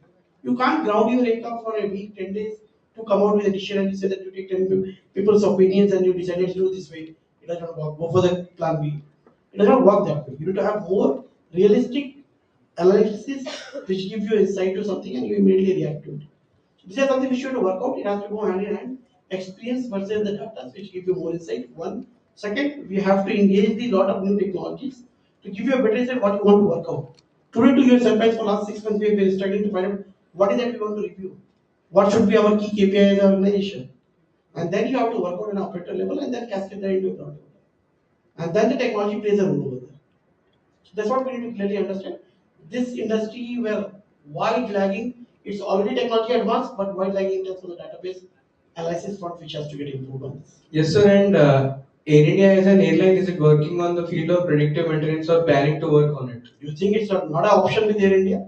Yes, the day one it was taken, that was a free, and you know that we have taken a target to be a world-class, topmost digitally advanced technology-based airlines in the world. A lot of things are happening. We can take this question offline, Yes. and I can further praise you the various initiatives that have been taken. Thanks, sir. Thank you. See, I would like to say that there is no that this airline is doing predictive maintenance, that airline is not doing it. All the maintenance is being done on the guidelines of the manufacturer. If Bombardier is flying with X Airlines, Y Airlines, anywhere in the world, any airline is flying, there is a set process defined, and that process has to be followed. And yes, predictive. I'll answer your question about predictive maintenance. Is that predictive maintenance is you replace or you do maintenance before it fails. So nowadays, all the major airplane, all the major aircraft on which you are going to fly, they all have a predictive maintenance program, and which is all the data is being analyzed by the manufacturer, and it is a mandate to the airlines to be in contract with the manufacturer, OEM, or some competent authority who can analyze the data and give you, advanced information. Just like I would like to add, in our airplanes, we have got fast system. Once there is an accident or something, immediately in the maintenance control center gets, the moment the airplane gets land, it gets connected to the wireless network. The SIM card is there is a SIM card in that, and immediately mail from the OEM, it comes that you have to do this maintenance before release of that. So this type of chronology is there, and it is being mandated, and it is being followed by all the airlines, in which any airplane and you are going to face it in India, they all are following it. It's not like that some 2 airlines in the world they are doing it. It's not correct. Yes, sir, the last questions, very last question. So just trying to understand, I'm a retired group captain Anand. I have been studying aviation sector and MRO sector. Just trying to understand, digitization has got 3 aspects: software, hardware, and security. Uh, where where lies the vulnerability and where lies the limitation in India? Thank you. Mangalam, you want to take that? I will try my best, sir, to answer your question. Basically, as I already said, that key digitization has got 3 aspects: software, hardware, and the what was the one you mentioned, sir? Security part of it, absolutely. So basically, as you talk about that, so software part we are well equipped today. Hardware part we are yet to explore. The lot of technology has to come into picture, which will help us getting more advanced in terms of our technology-driven maintenance part. Security part we are way behind. Today we are not very sure. We are very closely working with the OEMs. They have been asking information about the aircraft. We are also not very sure how secure is my database and what is the outcome we are going to get out of the database sharing out. So there are a lot of vulnerability involved into that, which has to get involved into that. The rest, I think, for the best interest of time, I can take it further offline with you, sir.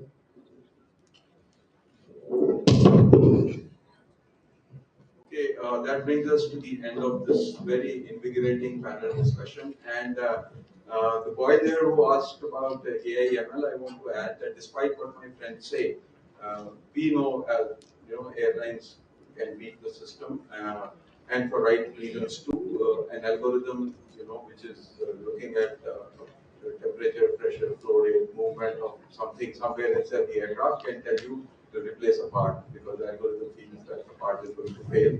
And but when that part is removed and replaced and sent to the component overall facility, no fault found, which is a very common thing. NFF comes and that increases your PPH,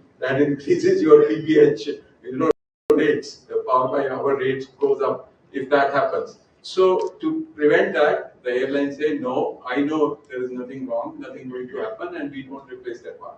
So, again, we come to that same balance, you have to strike a balance between the two. But anyway, that's another discussion, another debate. I can go on and on and on, but we have limited time and we have already overshot.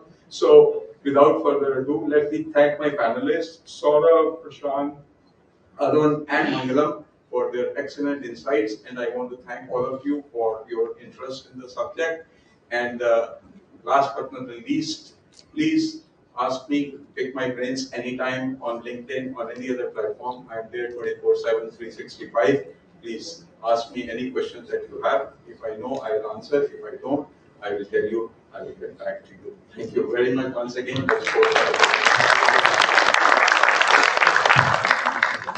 Thank you, panelists. I now request them to carry for a group.